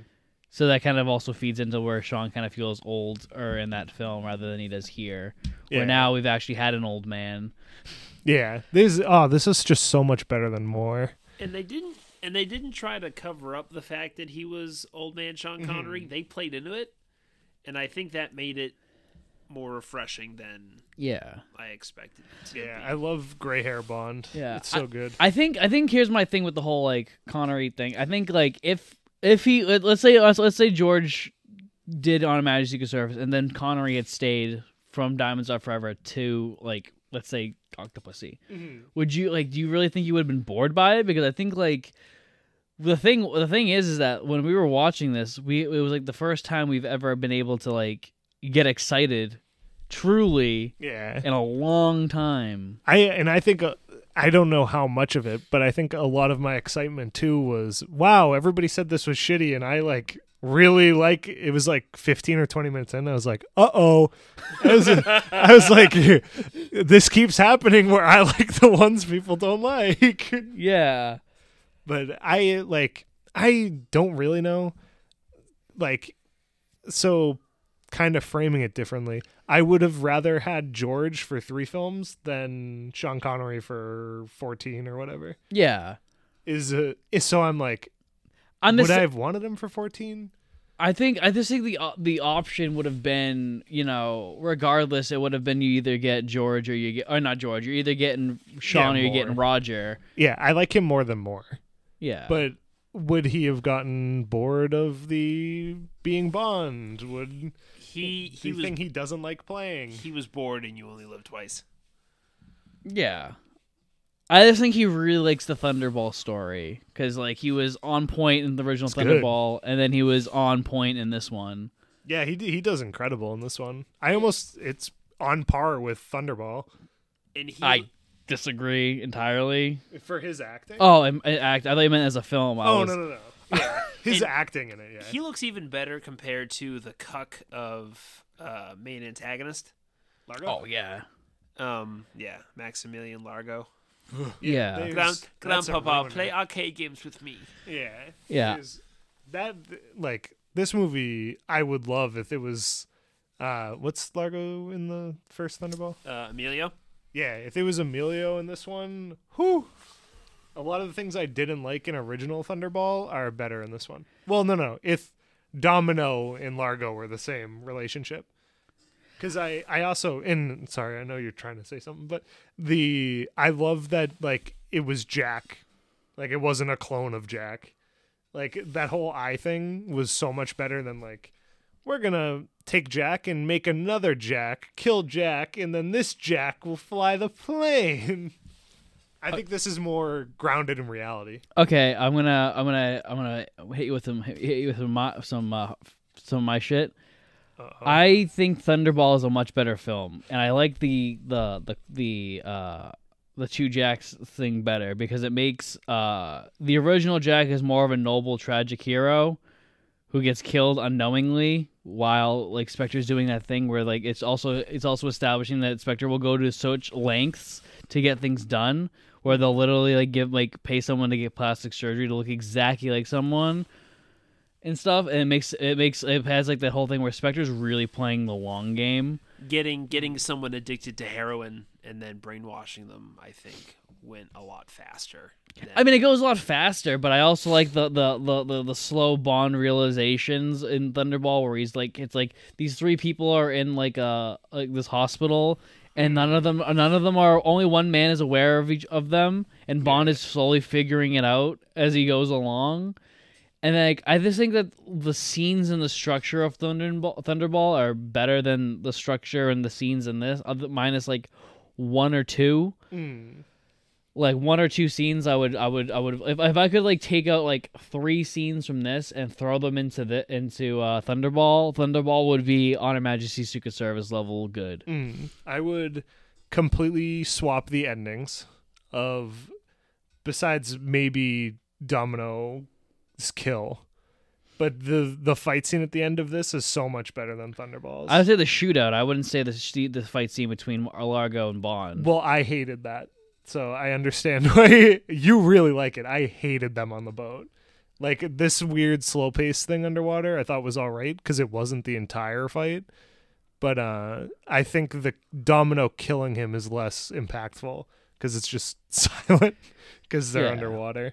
And I think the hospital stuff is better in this one, but I kind of don't like that he figures out what's going on by just, like, peeking through a window. But the fight scene is so good. That was really good. My thing with Thunderball I like the pacing in the original with the hospital stuff, because I think him and the girl there have more chemistry. Yeah. You know, and I think like his pursuits on her are more, believable. The only thing I don't like about the hospital scene is the hump machine. Well, he also like threatens to blackmail her if they don't have sex. Yeah, which is more believable than what's happening in this. She liking him? Like, she brings him food and he's like, "Hey, what's up?" She came on to him. Yeah. In this one. I'm trying. Where does it start though? He runs into her as Fatima is wheeling what's his face down the hallway, speed limit. And he's like, "Oh, is there a speed limit here?" And she goes, "Oh, must be a private nurse." And then he goes, "I'm Bond, James Bond," because Sean Connery. And then she goes, "Oh, I have you soon." And he goes, "Your room or mine?" She goes, "Mine." And then we come to a scene of like him in front of her, and she's like, moving him, and then she's just cracking his back. Yeah. I like both aspects, but I just think the chemistry is not as good and strong as it is in Thunderball. I don't know. I feel like the chemistry in Thunderball is like, I don't know. It's so short that I'm like, okay, rapey. I mean, it starts very rapey. Yeah, I guess she might like him afterwards, but I don't remember it too much. Yeah, she ends up liking him later, but I know, but I also like that, like, there's more of like him calling into MI6 and being like, Moneypenny, tell me what the symbol is, and that's how he figures out what the Spectre logo is. I also like the only, like I said, the only thing I don't like about that hospital scene is the hump machine. Yeah, And I like it. In this, I like it a lot because they have this other guy so come much in, better, and he puts the weight down. We have this amazing fight sequence throughout the hospital, which I would have loved to have had in Thunderball. That's one of the scenes I would be like, take that, put it in that. That guy looked like a perfect henchman too. He did, and like, we're not gonna go scene by scene on this one because we already did that to you with Octopussy. We're not doing it to you on this one. Yeah, and it's already a pretty long night. So. Yeah. But I'm trying to think. It's not the next scene, but another scene that I loved chemistry-wise was him and the boat lady when she not so much rescues him, but she's out fishing. Bond gets caught by her, and then they end up going back to her room, and his room blows up. That entire, like, maybe 10-minute sequence I loved. I love that, but I think what you sacrifice with that is the domino stuff with Thunderball. So the other thing is, in Thunderball they have a lot more of like him doing spy shit, which is why Thunderball is one of my favorite Bond movies. This one, he's just like fucking. Yeah. No, that's a good point. How do you feel about Fatima compared to Fiona? I really liked Fatima. I like Fatima, but she's no Fiona. Yeah, and I think it's that comparison is hard because I both really like. Who do you think is more psychopathic? Well, Fatima. Yeah, Fatima, and I love that she's like crazy like that.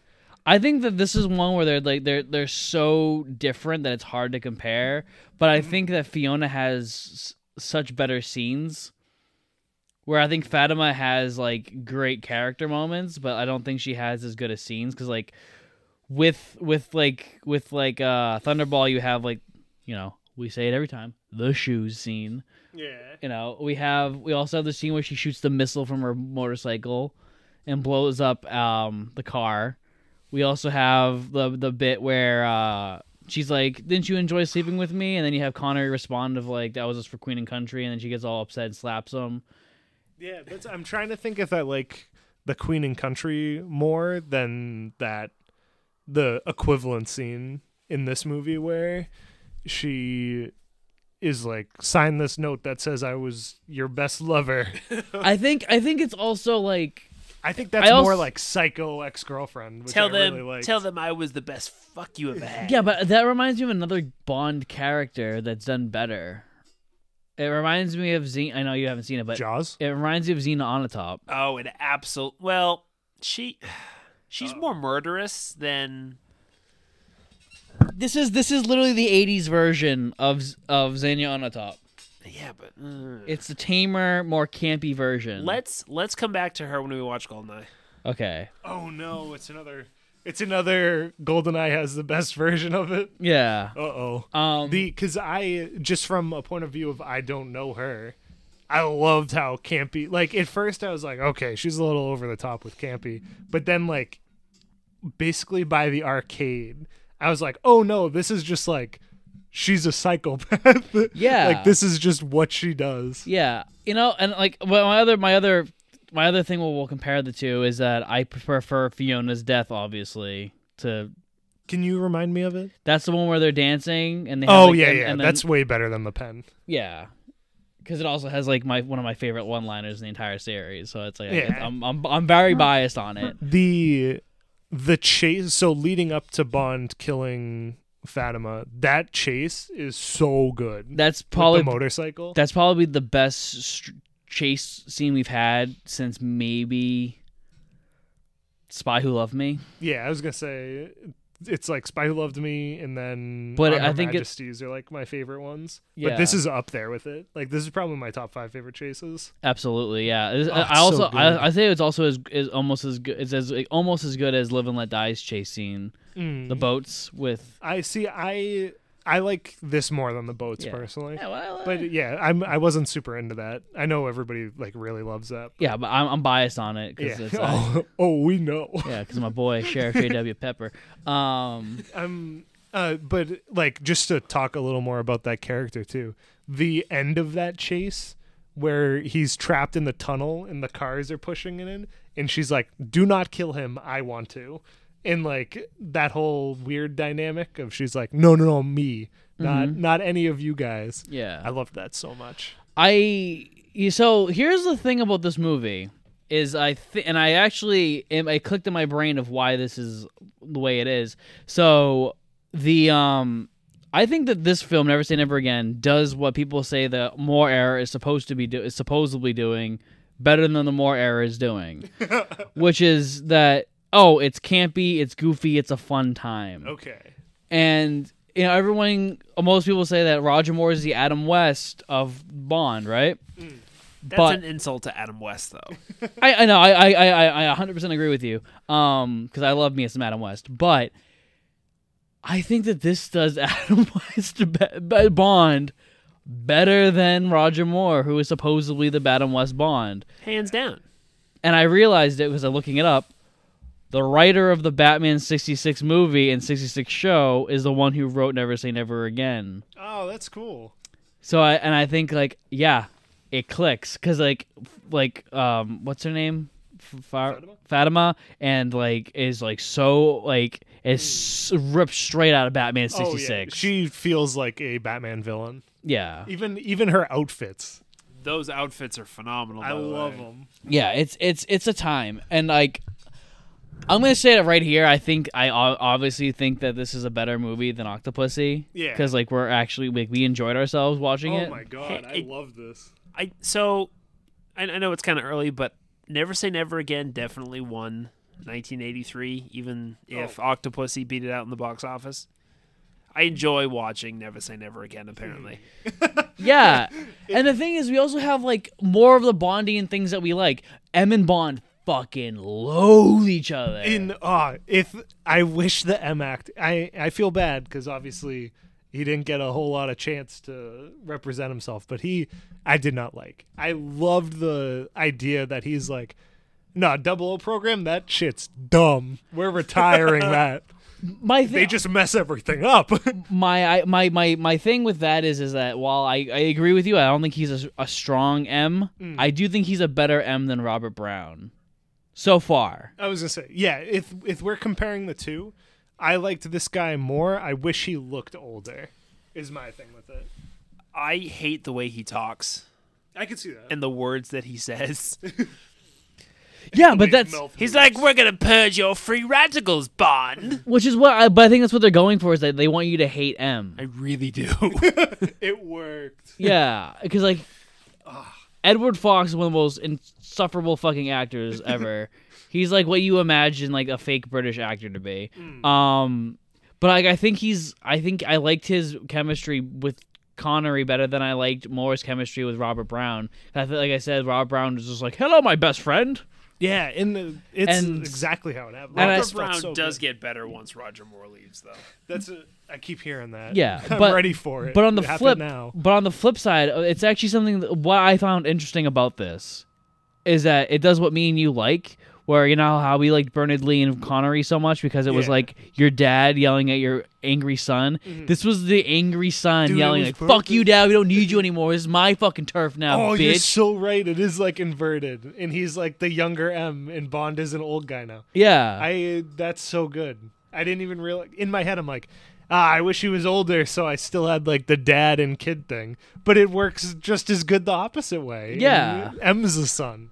Yeah, that makes it so much better. I really like that element. I just like how it's just like Bond, like you're like all you do. You're an archaic like thing. Like no one will be interested in you anymore. Which is like, haha, fuck Roger Moore. But but like, haha, fuck Roger Moore. Yeah, and like. I don't know. I think it's a really cool dynamic, and I think that if I think Edward Fox had more time to grow, And I think even if he was in the official films where he's just like, because that would have been such a refreshing change of pace. Like, so if like the first like few ton of Bond films, the first 10, you have Robert Brown. I mean, not Robert Brown. My apologies, Bernard Lee, and you have like that father-son dynamic. But now, obviously, our Bond is now a geriatric old man, as we said. And then you have like the angry new M, who's just like, you know what, you guys fucking suck. Yeah. Well, obviously this is just us fantasizing stuff, but when it switches to Dalton, does it go back to the father-son type thing? Yeah. Okay, because then if we kind go of, with, only kind of. Okay, I was like, if we go with the young guy and then Dalton gets like the father-son thing again, it's like, oh wait, what is happening here? Yeah, but it doesn't so go back. good. It doesn't go back to what we want truly until Pierce Brosnan comes in with Judi Dench. Okay, yeah, because then it's the I mom just and the pictured son. Judy doing it. Yeah, The really disappointed, angry mother. yeah. And the son who's been at college for 15 years. Yeah, and he still hasn't picked a major. And yeah, I don't know. I also, I really liked Q. The Q scene's so good, and like you guys blew my mind when he like later on in the movie before that motorcycle chase we were talking about, he opens a package with the motorcycle in it, and I was like, oh, that's cool. They like ship it, and then you guys were like, no, like earlier in the Q scene, he's building the motorcycle, and you made fun of it just being the frame. And now it's completed, and he literally shipped it like he said he was gonna. I was like, oh my God, this is so good. Yeah, this movie used Q better than like the last like 5 Bond movies have. Yeah, and I feel like if it was a main storyline, what should we call the branded Bond movies, I guess? The official. Yeah, the official Bond movies, they would have had more budget for gadgets that are weary of the trademark. Like the watch, they're like, it's just a plain watch. Don't look at the watch, but it has a laser beam. Yeah. Whereas like in the other ones, like it's super close up to the gadget. Yeah. One thing I thought was also a really good choice is with Q in this one. So in the official Bond movies, Q's always been a stiff upper lip British gentleman, Yeah. Oh, 007, blah blah blah, you fucking bitch, and this one, Take care of my stuff. yeah. Why do you always disappoint me, Bond? Oh jeez, oh poo, With this one, it's just like, oh, 007, you go, it's very lonely down here since the budget cuts. And he's like so cockney and so fucking. He goes, I'm so glad you're back on this assignment. Time for some sex and violence. Dude, oh my God, dude. He says gruesome sex and violence. Dude, it was like, it's literally, it was like, I think we said it was like listening to one of our podcasts. Yeah. Because Connery shows up to Q's thing. He's like, "Oh, that means we're due for some gratuitous sex and gruesome violence." And I was like, "Yes, yes, we are, baby. That's what we're here for." Mark got an instant boner at that line. I did, dude. It was literally like the movie was like being like, "I know, baby. We're back. We're here. We're gonna fix it. Don't yeah, worry." we remember the '60s." And I was like, "I do too." On the side note, Moneypenny was. We'll talk about that when we get to MI6. Because, can we talk about Mr. Bean? Oh, Mr. For fucking a Bean! couple of minutes, please.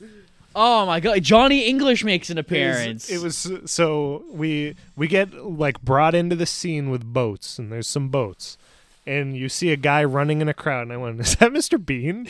Just like jokingly. Like 100 yards away. Yeah, and then it gets closer, and Mark's like, "That's Mr. Bean." I was like, "Oh my God!" And he starts talking with a underbite. Yeah, It's Mr. it's Bond. weird. He's like contorting his mouth so he gets just the right annoying fucking voice. Yeah, I kind of wish he just used his normal voice, honestly, because I really liked the idea of like a desk jockey being like, "I'm working with a secret agent. I am a secret agent now." Yeah.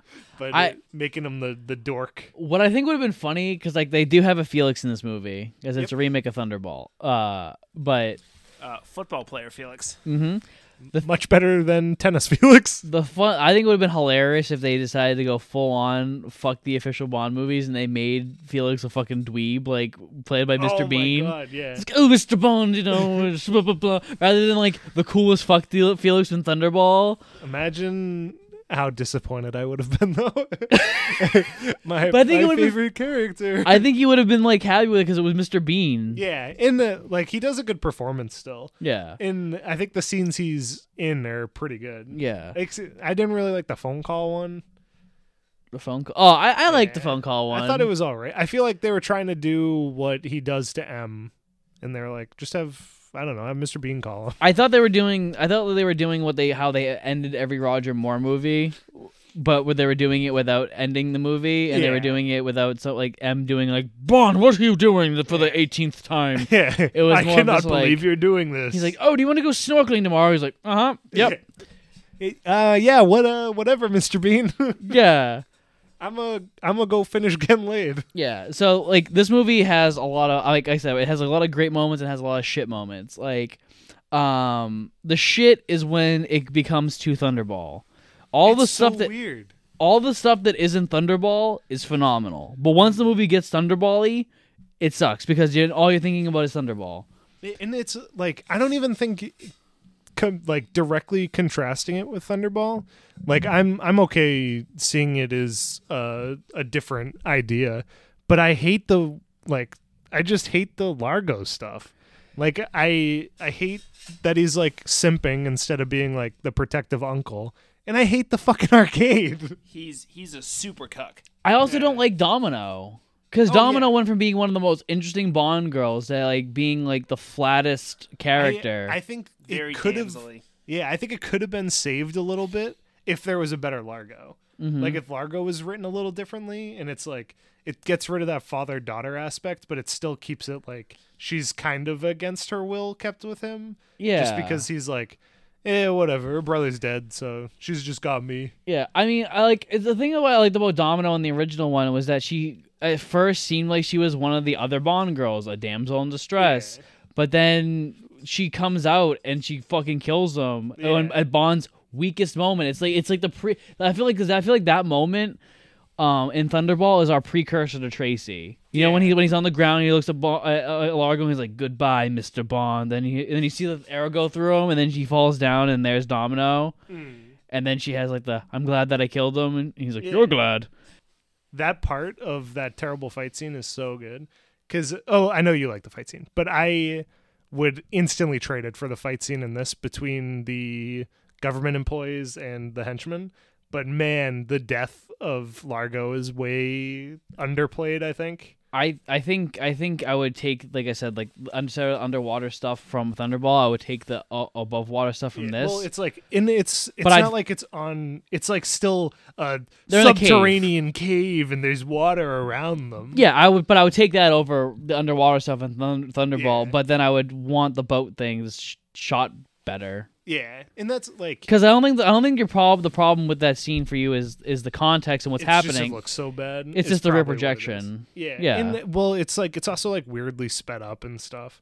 So, but maybe if it was like the same idea of their fighting on the boat, just different. Well, no, because I don't like that the boat separates into two segments either. Oh, so the boat for a second. Oh yeah, let's So- talk about disco. In Thunderball, it was the Disco Volante. In this one, they're calling it the Flying Saucer, and I'm sitting here thinking, I'm like, wow, what the fuck? That's a shitty name. Yeah, And then that is contrast completely. And then I did the reverse translation, and it's basically Flying Saucer in Spanish. yeah. So he should have been Spanish still. Yeah, it makes the film feel less exotic though. yeah, Because of that. Yeah, Nobody- Flying Saucer's dumb. none of the crew were wearing Flying Saucer shirts that It's made you think it was a band tee. That's true. There's, if you recall from that episode, there's I didn't know Disco Volante was the name of the ship, so there was just like a crewmate that was wearing a shirt, and I was like, is that dude just wearing like a band tee on this supervillain's yacht? Yeah. And then I saw everybody had it on. Yeah. So if you remember the Thunderball episode, we'll talk about Largo a little bit as a it was character. a while ago. If you remember Thunderball, I loved Largo. I loved Emilio Largo. Emilio He's Largo so good. is probably in my top 5 favorite Bond villains at this moment. So I think for me that would probably be like Telly Savalas, Blofeld, Kananga, Largo, Christopher Lee, and probably Goldfinger. What about Carl Stromberg? No, he's average. Mid. He's mid. Yeah, he's a low mid. He's got some cool ass shit, but like his plan is just eugenics. Yeah, and above Largo we have a terrible Blofeld again. Yeah, we'll get into that in a second. So like, the reason why I loved Emilio Largo is because I liked that the film was kind of, I mean, I could be just reading it myself, but I liked that they were kind of portraying him as the mirror of 007. Like he was Bond if Bond was bad. You know, and like them playing cards and both being great at it. They're both perfect marksmen. They both like get beautiful women. They both have live extravagant lifestyles. Like they are each other, and that's why they fucking hate one another. And I think that dynamic is cool. Where in this one, Largo is like, you know, he's a simp. He's just, you know, he's just like, oh papa. Please play video games with me, Papa. Yeah. Don't kiss my girlfriend, Papa. Grandpapa, will you play the video games with me? Yeah, Grandpapa, don't not kiss my domino. Yes, I'm going to watch my domino do aerobics, do this glass.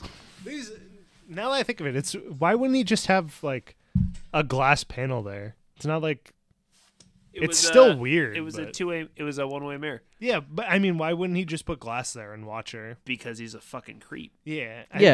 I guess it would be more like in your face that he's controlling her if it was just glass, which would have been cool. You remember when he gives her the pendant, and you know they're talking about how expensive it is, and she goes, "What would you do? What would you do if I ever left you?" And you know. They're like playing it off, ha ha ha. And then as he's walking out of the room, he goes, "Seriously though, I would slit your throat."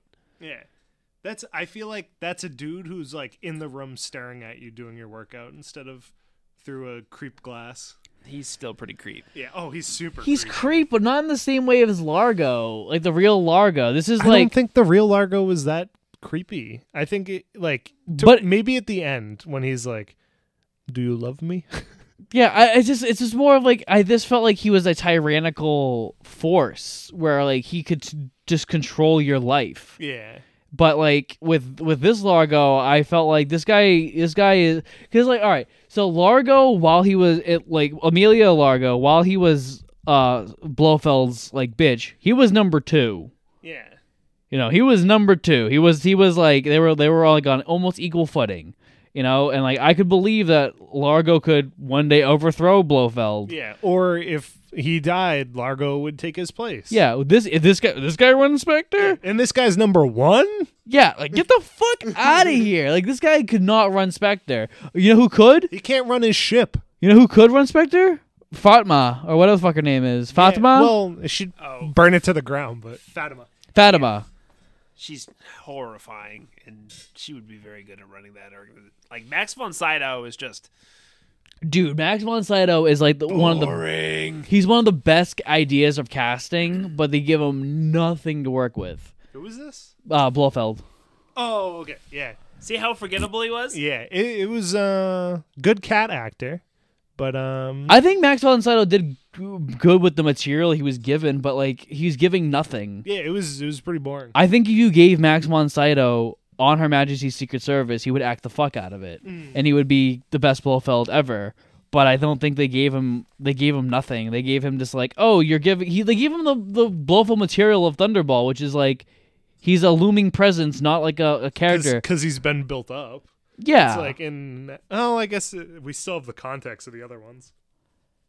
But I feel like I'm not afraid of this one. Absolutely, like, yeah, no. Yeah, whereas I was like, oh, you are the leader of Spectre. I'll give him this. He's better than fucking Charles Jump to the Left Gray. Yeah. Like, he is better than that. Which is not saying much, but hey. Hey, buddy. Hey, Max von Sydow. You didn't, at least you're not bottom tier. Yeah. What else was in there? Our Felix. Felix was like mid. Yeah, I think he was all right. I think he didn't do anything, and when he was there. when he showed up, there was times where I was like, why? Like that part where he's just like, oh, I was gonna watch you die, bro. I just want to see how it will play out. Like, Yeah, so stupid. when Fatima's about to kill James Bond, yeah, and then he kills her, and then he shows up out of nowhere. yeah. I was not. No. And he didn't even have to be there because like Bond would have gone through that doorway. The other way led to police. He would have gone through the other doorway. See, like that's like the thing is like I said, all of the Thunderball stuff sucks. Oh, what's is it Paula? Paula. Paula's death in this was sick. So in this movie, her name is Nicole. Disagree. Dude, I think I should say the cinematography of her death is sick. The shot under like a waterbed or something. Very cool. Looked so cool. Very cool. And I kind of liked her in the car, but then they don't really use her at all. There's like one more scene she's in the background of, and then she dies. I liked Paula in Thunderball because like we had that great bit where she's like, oh, the thing won't start. I guess I'll take a fucking thing, and so Bond can go with Domino and do his thing. Yeah. And she had more to do, and then like the fact that like she was captured and killed herself, so she wouldn't give information. I'm like, dude, Domino is so fucking good. She's definitely better in Thunderball, but I think this is still good. It's just Thunderball's better. Yeah. So like even like so I'm gonna go through like some of the comparisons. It's like so the first meeting between Domino and Bond sucks here. Oh, it's so bad. It doesn't suck, but it's not. It's not good. It's super creepy, is what it is. Yeah. Was he justified in assaulting this woman? I don't remember the scene exactly, but I'll probably go with no. He's massaging her. Oh He yeah. comes in and he like No. just like I'm on the Starts border touching with her. that one. Cuz I'm on the no. really he knows that she is on the ship. And he needs to know where it's going and stuff. And Yeah, but he finds could've- out there's a part. Like he gets vital information for the storyline from her. Because Yeah, he finds out about the party and doesn't get invited. But But, we could have found it out in a better way. like, he could I guess. he could have been a lot less rapey about it. Well, Here's the thing. I would have comparing been. it to the nurse in actual Thunderball, where he holds information against her to have sex with her, I think the massage is better. That's fair. But if we're gonna compare Domino to Domino, which we should be comparing, Yeah. no. Well, no. So how does he meet? So he doesn't assault her. So you can't compare the assaults. Like, Yeah, but I'm not comparing the assault. I'm comparing to getting information. okay. Because in Thunderball, he treats her like a human being. In this one, he treats her like a piece of meat. Yeah, he finds her underwater. He finds her and underwater. then- I think he. Where does she take him? They go up, and then he acts like his boat is fucked. Him, Paula, And then they end up at a beach club. and then they talk, and he's like, oh, Largo, blah blah blah, and then he's just like, oh, it's blah blah blah, like Domino, and then she's like, and then you have the creepy moment, but it's charming in that one where he's like, where she's like, how'd you know my name was Domino? He's like, Oh, that's fine. That's nothing. exactly, yeah, but it's a better She literally has something on her that says Domino. yeah, so it's a better scene. No, but I was saying the creepy part where she's like, "Oh, what sharp little eyes you have," and then she walks away and he's like, "Wait till you get to my teeth." I don't even think that's that bad compared to this. Yeah, no, this But is I'm bad. trying to think how he gets. He talks to her like a Largo, human doesn't he? being. He uses his charm. guess. With this Yeah. one, he like puts his cock in her face and starts rubbing her ass, and like, Well, she asks him to go lower, yeah, and then it is weird that he's massaging her from the front. no, it's the back. No, so his wiener is in her face rather Oh, than yeah, him yeah, being yeah, behind her. But I hate that she liked it. I guess because I think what's throwing me off is she's happy about it. Yeah, Because then she's like, "Oh, that was okay." yeah. What's weird is that Kim Basinger is a better actress, but for some like the character is not as well written as the other Domino is. And like my biggest fucking problem with the Thunderball stuff in this movie is the way that she finds out. Oh, it's so bad. Her That- brother. Yeah, as I've said on every episode of this show, the best scene in the James Bond series is the scene on the beach, where Bond tells Domino that her brother is killed. because it's perfectly acted, perfectly directed, and perfectly written. Because you have, like, I think we've broken down the scene many times. You have the sympathy, you have the charisma, you have the emotion, and then you have the action. You have everything at once, and it's perfect. I think him telling her on the dance floor her brother died is more of an assault than the massage. Yes. Yeah, like that. It's so fucked up. Yeah, and the scene comes out of nowhere. Yeah, it's like it. I wonder if something got cut. There's a transition or something because he wins that game and then he's like, Yeah. let's go dance. Yeah, like the structure of the film is all over the place. Like I think the first act's decently structured, Yeah. and then it's just like the second half of the second act is just wild. It derails real quick. Yeah, As soon like as for your comparisons too, the card game versus the arcade. Like, what were you thinking? yeah, it's like it's also like they set up the idea that they're gonna do the card game thing again, but then Domino walks into a arcade, and that's where we have my name is Bond, James Bond, and it's actually not done well, which whatever. But then we have Largo has made a video game, and it's like this weird thing where it shocks you. I don't know, man, and it's awful. And it's also like the reason why the card game worked is because you had Largo, and he was making fucking bank. Yeah. And then Bond shows up and he's just like, oh, the Spectre of Defeat. And he starts fucking with him. And Largo knows Largo can't do anything because there's all these people around. And he's just like staring at him like, you fucking son of a bitch. I fucking hate you. I want to kill you right now. Yeah. And then Bond's like, can I take your daughter out? And he's like, yeah, do it. And like Bond's beating him at the card game, and it sets up their rivalry perfectly. Of the Bond's like, anything you can do, I can do better, and it sets up that fucking mirror thing that I was talking about earlier. And the daughter thing works so much better than the girlfriend, like, because like that scene exactly like, can I take your daughter for a dance? Makes so much more sense than Bond just dancing with this dude's girlfriend. Yeah, it's like, what is happening? And then like even like with the game, it's like Bond loses like 3 times. I think he does lose 3 times, and then all of a sudden he's a god. He's like, he loses 3 times, and he's like, you want to play for the rest of the world, and then he just dominates. Yeah. Like, where did this come from? Yeah, on this game you've never played, and you're playing the guy who invented it. Like. No, it's embarrassing. It is. It's so bad, and it's so out of place. With this, like, maybe this could have worked with a younger Bond, like a 30-year-old Bond, like an 8-year-old Bond. Yeah, but like a fucking 53-year-old Sean Connery, it does not work. It's so dumb. How old was Sean Connery? 53.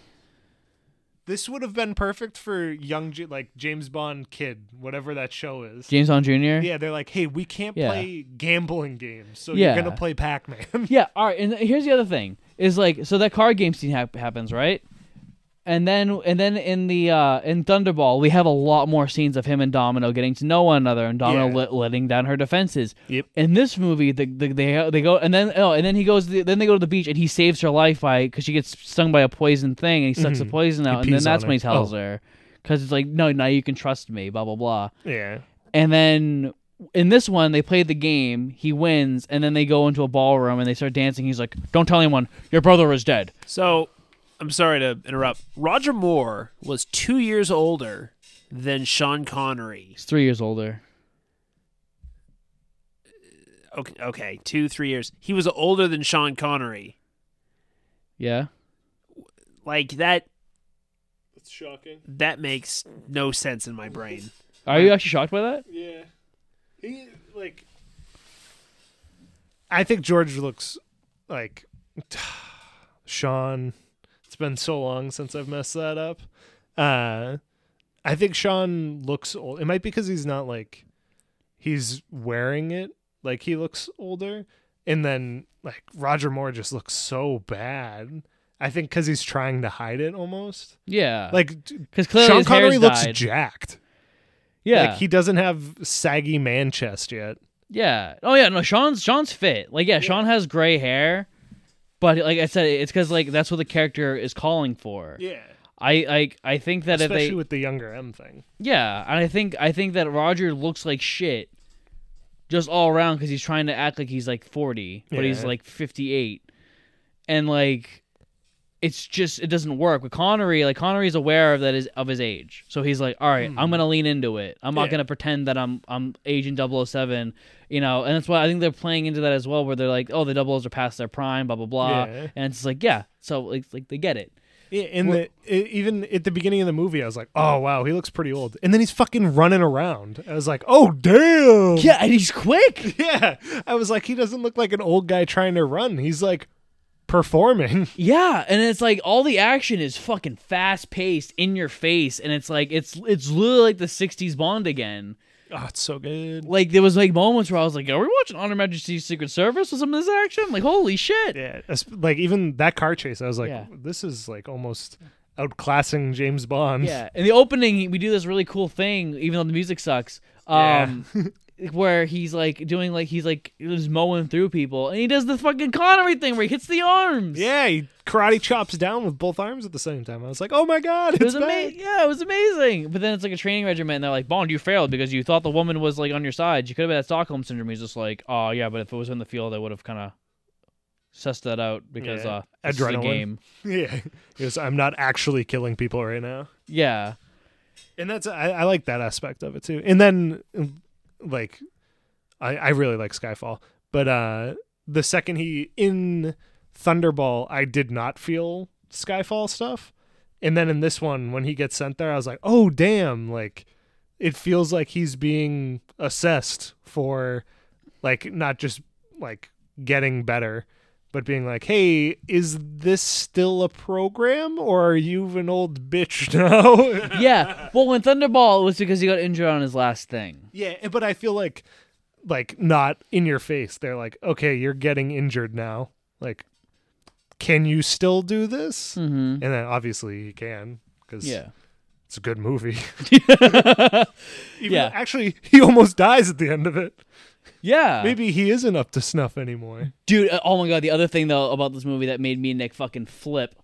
Bond sweated in the beginning of the movie. The movie starts with sweating Bond. There was so much sweat. Yeah. Dude, oh my god. Dude, Connery showed so much emotion in this thing, and he felt there was like moments of vulnerability. I was like, holy shit, bro. For $3 million, I guess he'll do anything. Yeah. I mean, like, so yeah, I kind of like the movie, but in the as soon as like the second act happens, it starts to derail, and then the third act happens, and it sucks. Once, what's her face? Come on, Fatima. This is like me and every character ever. Yeah. Once Fatima dies, the movie tanks. Yeah. That's a good point. Because then all we've got is Maximilian Simp Largo. Yeah, and he's the worst. He's literally the worst. She's Charles Gray, Blofeld level. She would have been a better Largo, I think. Yeah. That actress. Oh, that would have been cool if they gender bent it too. Yeah. And like her death. Oh yeah, let's compare her death. So we've already talked about how the death in Thunderball is badass. She gets accidentally shot. Don't mind my friend, she's just dead. Hilarious, awesome. This one, Bond blows her up with a pen. Why does the unofficial one have a better gadget than the Roger Moore fucking movies? He missed a phenomenal opportunity for a pun. Yeah. He could have gone, wow, the pen really is mightier than the sword, but he fucking didn't, and I'm furious about it. He could have said something better. What does he say? I guess the writing was on the wall. Oh, that's right. Thank you, Sam Smith. And yeah, it's a sick gadget. I love that it's the Union Jack on it too. Of course. Yeah, I do. I like it. I like this movie a lot. And no, he doesn't say I guess the writing's on the wall. He goes, not perfected Q. Yes, yeah. No, I'm saying he should have said this. Oh yeah. I did kind of like that she gets shot and she's like, ow. Then she's like, wait, I'm fine. And then it like flares up and she's a pair of shoes. Yeah. So it started with a pair of shoes and it ended with a pair of shoes. Yeah.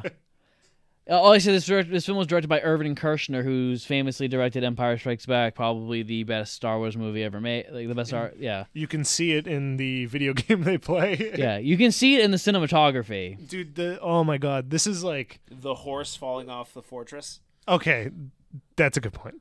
There's like a volcano level bad like after effects, where he jumps off a fortress with a horse, and looks it like holds on it for so long too.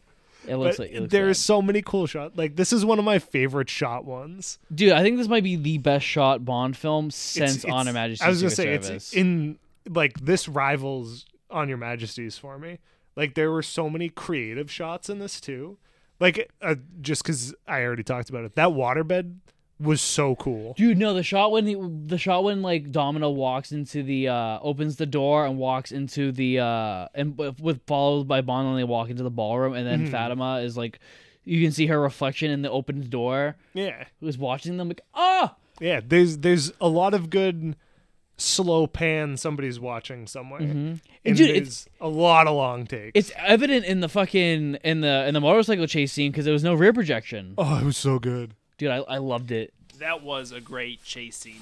I loved every second of this. It didn't. Of that chase. And one of our big complaints with a lot of the chase scenes lately have been there's no music. And this one didn't have music for a majority of it. And I was like, this is fine. I was like, this sounds like the engine noises and the skirting back and forth sounded great. I think it's because it was also a lot of fast-paced editing, where it would cut to Bond, and then it would and then he would turn, and it would hard cut to like the car in front of him and stuff. Yeah. Like the editing was just going like boom, boom, boom, boom, boom. It wasn't like the Man with the Golden Gun, where it was just like rear projection shot of Roger Moore, For 45 seconds. and then cut to a car moving slowly to the left, and then cut back to Roger Moore, and then cut back to the car, and then cut back to Roger Moore. It was just like And then doing the loop-de-loo. yeah, yeah. Mark loves that. Of course he does. Yeah. I love it until the side whistle, and then what saves it is Sheriff Derby Pepper in the back going, let's do that one again.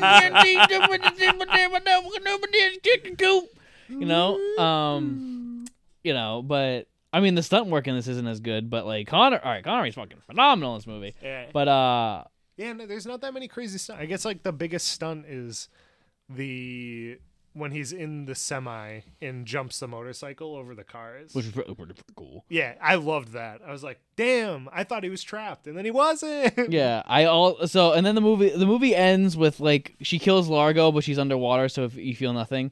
Yeah, there's no change in music tone. It cuts to her face and she looks uncomfortable, and that's all you get. Yeah, and then Bond and her have sex about to have sex in the hot tub, and then Mr. Bean shows up and Bond throws him in the pool, and he's like, "What are you doing here?" And he's just like, "M told me to forget you because, we need you." We need you for the civilized world. And he's like, "Never again." And then she says, "Never say never again." And then Bond kisses her, looks into the camera, and winks. No, they don't say never again. At no point She does just that- says never again. She goes never again, and he goes never. Yeah. And because I was like, I'm so glad they didn't say the title. And in the last it's a song second. that happens. It goes, never Yeah, say yeah, never again. I don't know if I liked him like banging the camera and winking. It's like, Oh, shut up! You like George Lazenby? He does that. He did that. Let Sean have it. fine. You would have let Sean Connery lick your face if he asked. So shut up.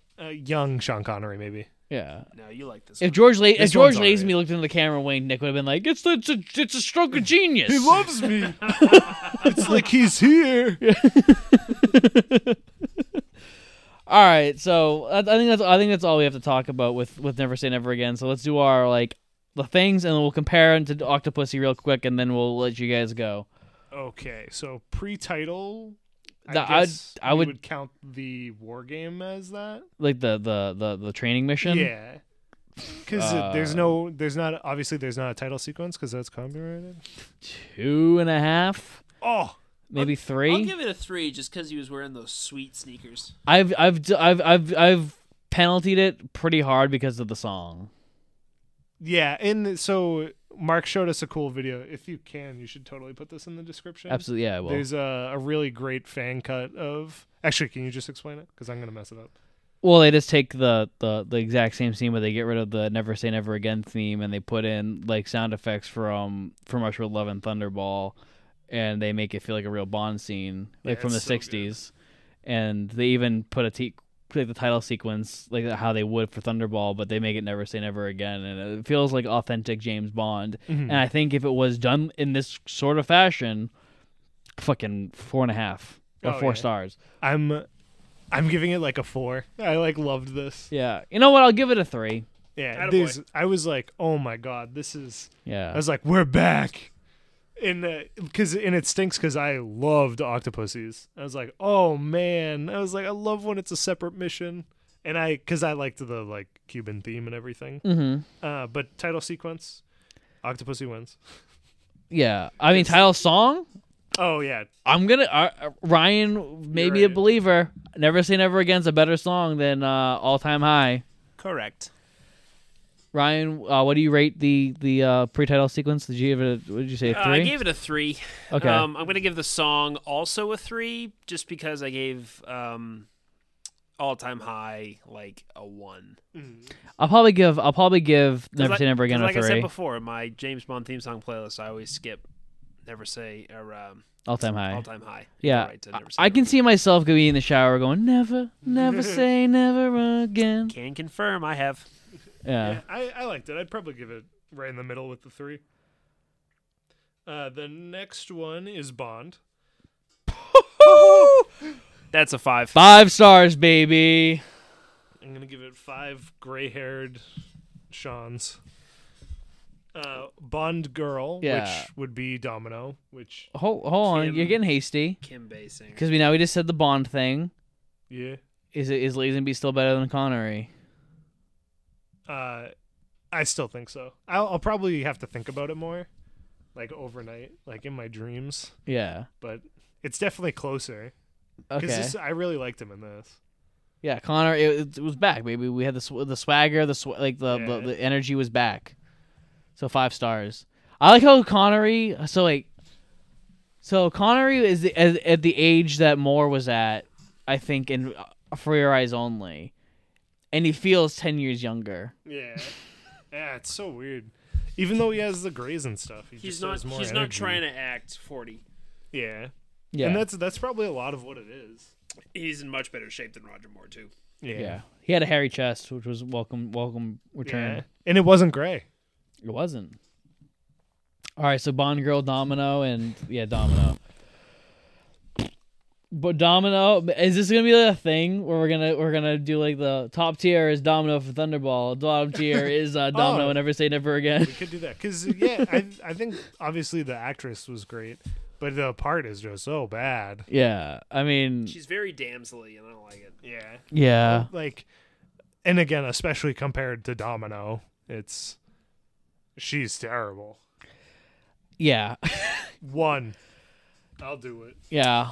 I'll give her a 1.5, just because Kim Basinger was married to Billy Joel for a while. Yeah, I'm gonna give it a 1 as well because I think the character's flat and like they're taking a character that I really enjoyed and they're ruining her. Yeah. But I will still say that she is better than Kisisuki and Mary Goodnight. Yeah. The next one is Felix, which 2. I'm glad Felix was in this. It's Felix again, not some rando trying to be Felix. But yeah, like a 2. Yeah, he didn't like. Once again, like there's a part like when Fatima is trying to kill Bond. Also, his introduction sucks. Football player Felix is very boring. Yeah, football player Felix is better than tennis star, but Yeah, it's like his opening where Bond comes out of the airport and then he just throws something at Bond and Bond's like, "What the fuck?" So dumb. Yeah, It's like the opposite of what I would want Felix to be. Because it's like, normally they're like, oh, what's up, my man? And it's like he doesn't even see Felix there, who's Yeah. just standing on the sidewalk. He was probably like, I was a football player. I need you to let me throw something at James Bond, please. yeah. Also, I hate to do this thing, but I think that we had a great missed opportunity here. Because my big complaint with Felix is that him and Bond don't feel like best friends. They don't feel like they've had a connection or a long period of friendship. Yeah. This was the perfect opportunity to bring back Jack Lord. Oh, my God, I would have loved that. Because how good would that have been? The reunion, the one last hurrah of the two boys. Would have been fucking fantastic. It would have been so good. Rip, I wonder dude. why. I wonder if they asked him. I doubt it. Because they probably were like, Felix is a nothing character. We'll give it to this football star. Yeah. After Felix, we have MI6. Well, though. we have another Felix. That's what I was gonna say. I'm not sure if you wanted to count Mr. Bean as. If we're counting, so Felix is a 2. Yeah. Mr. Bean is a 3. He's definitely a 3 just because it's Rowan Atkinson. Yeah, I'd give him like 3. I just love his introduction of his like, Mr. Bond, Mr. Bond. He's just like, Yeah. he's like, I know you're here on a secret mission, so I didn't want to bring attention to you. And he's like, so you screamed my name in the middle of the dock. Yeah. He's like, oh, did I? Oh, poo. Great playing. Yeah, I loved him. I'd give him like 3.5. Yeah. It was a nice cameo. Mm-hmm. But then we get into MI6, which we have a different M, which we talked a lot about earlier. I really liked him. I'm probably gonna go with like 3.5. 2. You guys are gonna be shocked. You're not gonna do 5. No. Oh, okay. 4.5. Oh wow. What? That's pretty. I do really like the dynamic of younger M. Elaborate a little bit for me, Mark. I already did earlier. I like so my thing is that me and Nick's favorite type of M so far has been Bernard Lee, Sean Connery / George Lazenby, where it's like, son, I'm disappointed in you. Fuck you, Dad. I play by my own rules. I'm gonna go work with the mafia. Fuck you, Dad. With this one, I like that it's like, no, fuck you, Dad. I run this place now. You're an old fucking crouchy bitch now. I don't need you double O's. And he's just like, son, I can teach you a thing or two, buddy. He goes, never mind. I'm canceling your whole program. Yeah, and I like that the dynamic is flipped. It's like so good. Sean has had like years with this daddy figure, and then like he died, and then they replaced him with the new kid in town, and the new kid is just like, I don't like that shit. A snobby little bitch. Yeah, I like that dynamic. I don't know. Like the dynamic, I give totally a 5. Yeah, And it's like I feel like his acting was forgettable, I guess. yeah. It's just like I feel like this is the first Bond scene I've seen since like 1969, where I was like, oh yes, It's so this is good. what I wanted. And it's same with Q too. The Q scene's phenomenal. Oh, Q. I love Alex McOwen's Q. I fucking love that he's Cockney. It's just like I'm 007, I got my little button stick here is gonna go blow up, it's fucking phenomenal. If you had ever told me that Mark was going to be this excited about Never Say Never, I wouldn't have believed you. Me neither. There's like 3 I would've beat you movies he's up. talked. This night has been a fucking roller coaster. It's been awesome.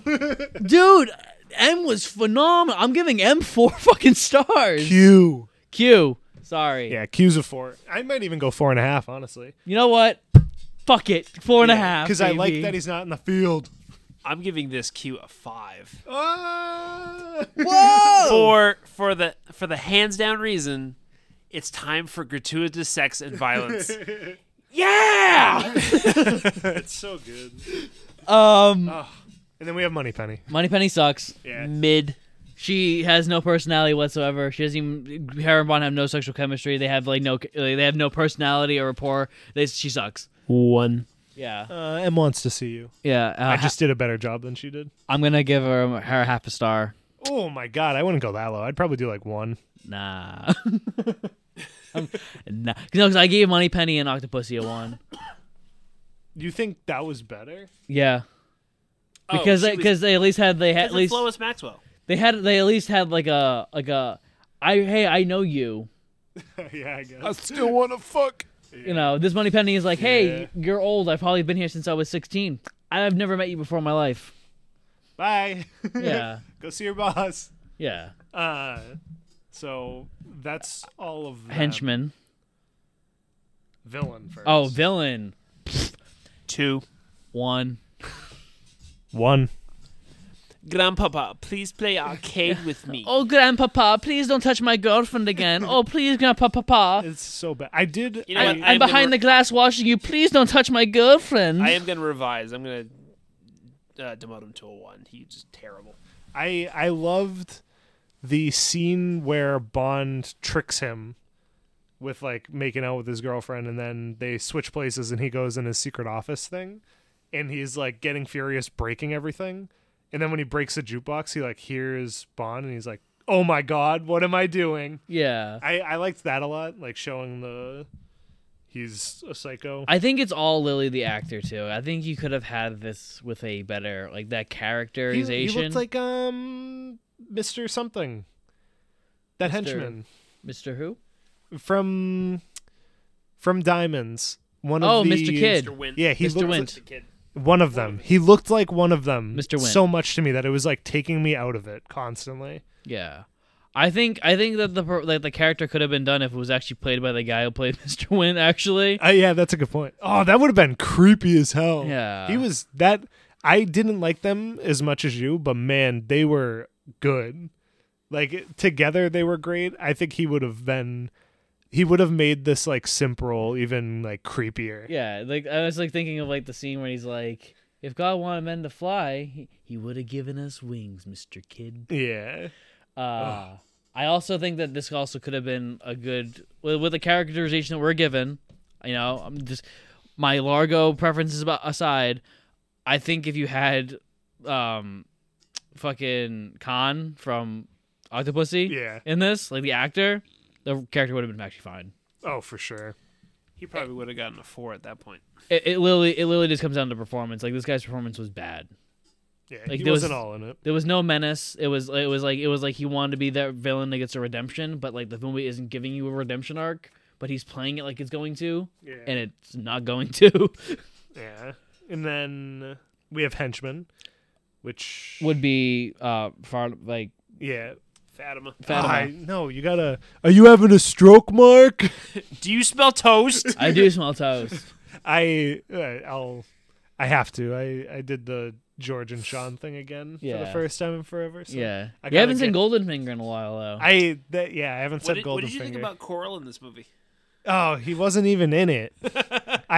There was like 4 times I was like, is this gonna be Coral? But he was every black guy you saw. Yeah, well, he was the lady on the boat first. That's true. But with the warm beer. Henchman, Fatima is a fucking 4, dude. Yeah, she's a psychopath. I love her. Dude, I'm gonna give her a 5. She's on par with like Jaws for me. Not for me. She's a 4. I think Fiona, like I said, Fiona's a better. Who do you prefer, Fatima or Fiona? I prefer Fatima. Interesting. Hey, the only reason that I really like, I forget her name, but Fiona. Thunderballs. Yeah, Fiona is the shoe scene. Besides that, I literally forget her. Her death though is awesome. We've talked about it today. Can't remember it. It's the dance. Oh, you just love that one-liner. I like the dance because they're doing the thing where they keep cutting away to the drums and his reactions and stuff. The chase through the parade is pretty cool, but I think the motorcycle chase is way cooler. I like the parade. Oh my god, that scene in the parade is. Wait, no, I think I'm confusing. No, that's really emotional. When he's like, because we always talk about when he's trying to be human. Because he hides in the parade float in this one, right? Or is that in? That was in Thunderball. He hides in the parade float because I remember they also cut it. He got yeah. And they had the blood following the blood. Yeah. Beautiful movie. Yeah, it's a good one. Yeah, it's up there for me. I like Fatima more though. That's fair. I can see both sides, but I'm not like, what are you talking about? Yeah, I mean, like I said, I think Fatima's like a 4. Yeah, Brian? I agree. 4? 4 or 5? I'm gonna give her a 4.5, just right. because Right in the I middle. like how outwardly psychopathic she is. I love it. Yeah, It like creeps me out. Like with the snake and shit. fun trivia fact. Ryan, what's your name? Fatima. Yeah, Fatima was actually offered the role of Octopussy, and she turned it down because she wanted to be in this one. You know, because it had a real James Bond in it. She probably saw the script and was like, "Oh, I have to make out with Roger Moore. No, thank you." Yeah. Also, one thing I miss is the villain, the hench. I know I forget his name, so it's not like good. But like Goldbinda. no, from Thunderball, the bald guy. Oh, the bald guy. The one who I think got the point. That guy. The one that Yeah. Bond impales on the Yeah. silent nihilist guy. I think you might like him a lot because he gets killed in that way. during I that like scene. his thing where he's always watching. Vargas. Yeah, Vargas. I like that he's always watching people, and then like when he's introduced, he's like, "This is Vargas. He has no ambition other than to hurt people." And I like, and does I not like how he has drink, like a sick he does smile not on. Smoke. He does not make love. He only Weirdo. kills. I love it. I love Yeah. Vargas. No, that's pretty good. Because he seemed like a looming angel of death. Yeah. No, that's a good metaphor for him too. After that, we have story. Well, there were no more henchmen, right? No. Yeah. I thought the story was great, except for the main part of it, which is Largo. I don't think it's as strong as Thunderball because I think they No. take a lot of the structure of Thunderball and throw it out the window for their own weird thing, and I don't think it works. But it's a Thunderball storyline, so it's a good story, but it's Yeah. just not done. It's not executed as well as it should be. Fuck you, Kevin McClory. Yeah, Yeah, I'm probably like 2.5 to 3. I'm probably gonna go with 3. It's If a 2.5. Thunderball for me is a 5, I'll probably give this 3.5. Yeah, that's about where I am too. This is definitely like, I think this is probably upper middle of the pack for me. I'll have to think about it a little more for where it falls in like the overall rating, where it's above Octopussy.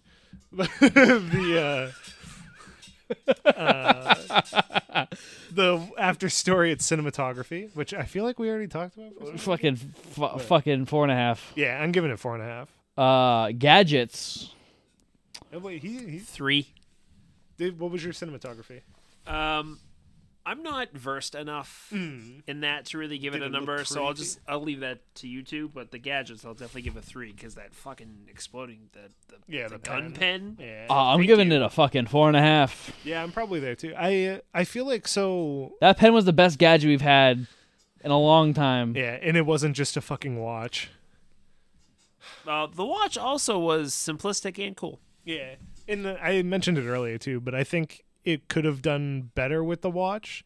But it must not have because it was the off-brand one, and none of the major watch retailers would sign with them. So it's just like a throwaway watch, and the device isn't even from the dial; it's from like the clasp on the back. Yeah. I was like, oh, that's kind of cool. It switches it up, but I Yeah. kind of feel like I know why it is. Yeah. So that's where yeah, I guess for vehicle we'll put the motorcycle. Yeah, because the motorcycle 4. it has like 3 buttons on it, but I don't remember what they did. So one of them was for like bumpers that go down in front of the wheels. Okay. Another one was the jet engine, Oh yeah. and the other one I think was caltrops. Cow droppings. Caltrops. Yeah, we can do caltrops. It just shits all over the road. Yeah, and I think that's it for Never Seen. I'm probably gonna give it a 3 overall. Yeah, it's either 3 or 3.5 for me. Yeah, I But think man, it's I liked it. I think it's the weakest Connery movie outside of Diamonds Are Forever, but It's better than Octopussy. it's a better send off. Oh, it's such a better send off. I kind of get vibes that they would have tried more if they could have. Mm-hmm. But I really wish they'd just do like proper send off movies, like Will Come Later On. But like, Yeah.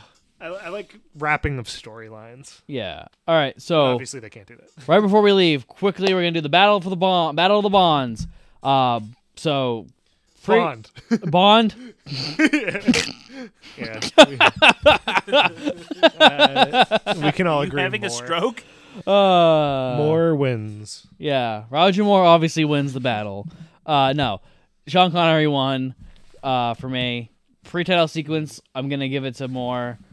Villain, I'm gonna give it to Moore. Mhm. Bond girl, I'm gonna give it to Moore begrudgingly. Henchman, I'm gonna give it to Connery. Story, I'm gonna give it to Connery. Gadget, I'm gonna give it to Connery. And that's it, right? Cinematography. Oh, and on my 6, I'm also giving it to Connery. Yeah. And cinematography, I'm giving it to Connery. So Connery won for me. Yeah. Connery, and I basically agree with you on all of those except the henchman. And because wait, you gave that to Moore, right? I gave it to Connery. Oh, okay, never mind. We agreed on everything. I gave the only thing I gave to Moore was villain and Bond Girl, which was when Bond Girl was very begrudgingly. Yeah, and we're on the same page. Roger Moore can suck my left nut sack.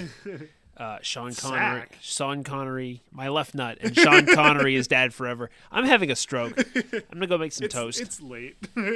Yeah. So you're Sean Connery one? Oh yeah, I'm the Sean Connery camp all day, just because I fucking hate Roger Moore. Yeah. We did it. So you think Never Say Never Again's a better film? Yep. And so, wow, you also grew. You used to hate this movie. You know, I don't think I ever really hated Never Say Never Again. I just disliked it. But I will say, just for one more thing, fuck Kevin McClory. I mean, Kevin McClory wrote a better story than most of them. That's true, but he was still a bitch about the whole fucking lawsuit. So, I'm glad he was. I liked this one a lot. Me too. I didn't like it a lot, but I liked it. Because there's parts that made me angry. This is the longest. Just for some behind the scenes, this is hour 6. Yeah, this is the longest we're ever going to go in the show. I got off a train, drove 45 minutes here, and it's now midnight. Yeah. So this is what we do for you did it. guys. So be sure to check out next week where we're going to be finally end the Dark Ages. The dragon will be slain. We will see the final performance of Roger Moore as James Bond. And we'll never have to deal with him again. And we'll probably never talk about him ever again. And then we're back to the Golden Age. We're Dalton to Brosnan to Craig. He kind of paused there. Yeah. But he's got a couple of good ones. So fuck it. He's got more good ones than more. And thank fuck that the next one's supposedly his worst movie. Yeah. So we'll see you next Tuesday for the final Roger Moore film, A View to a Kill, with Mayday and Christopher Walken. What? Yeah. Oh, my sweet summer child. Yeah, where we're gonna have nearly 60-year-old Roger Moore. No, is this the surfing one? No. It's the snowboarding one. Oh no! Yeah. So we'll see you next week. Thank you for listening to this really long episode. Hope you enjoyed our big special. And yeah, we'll try to make it through next week. Have a good one. Bye. Bye.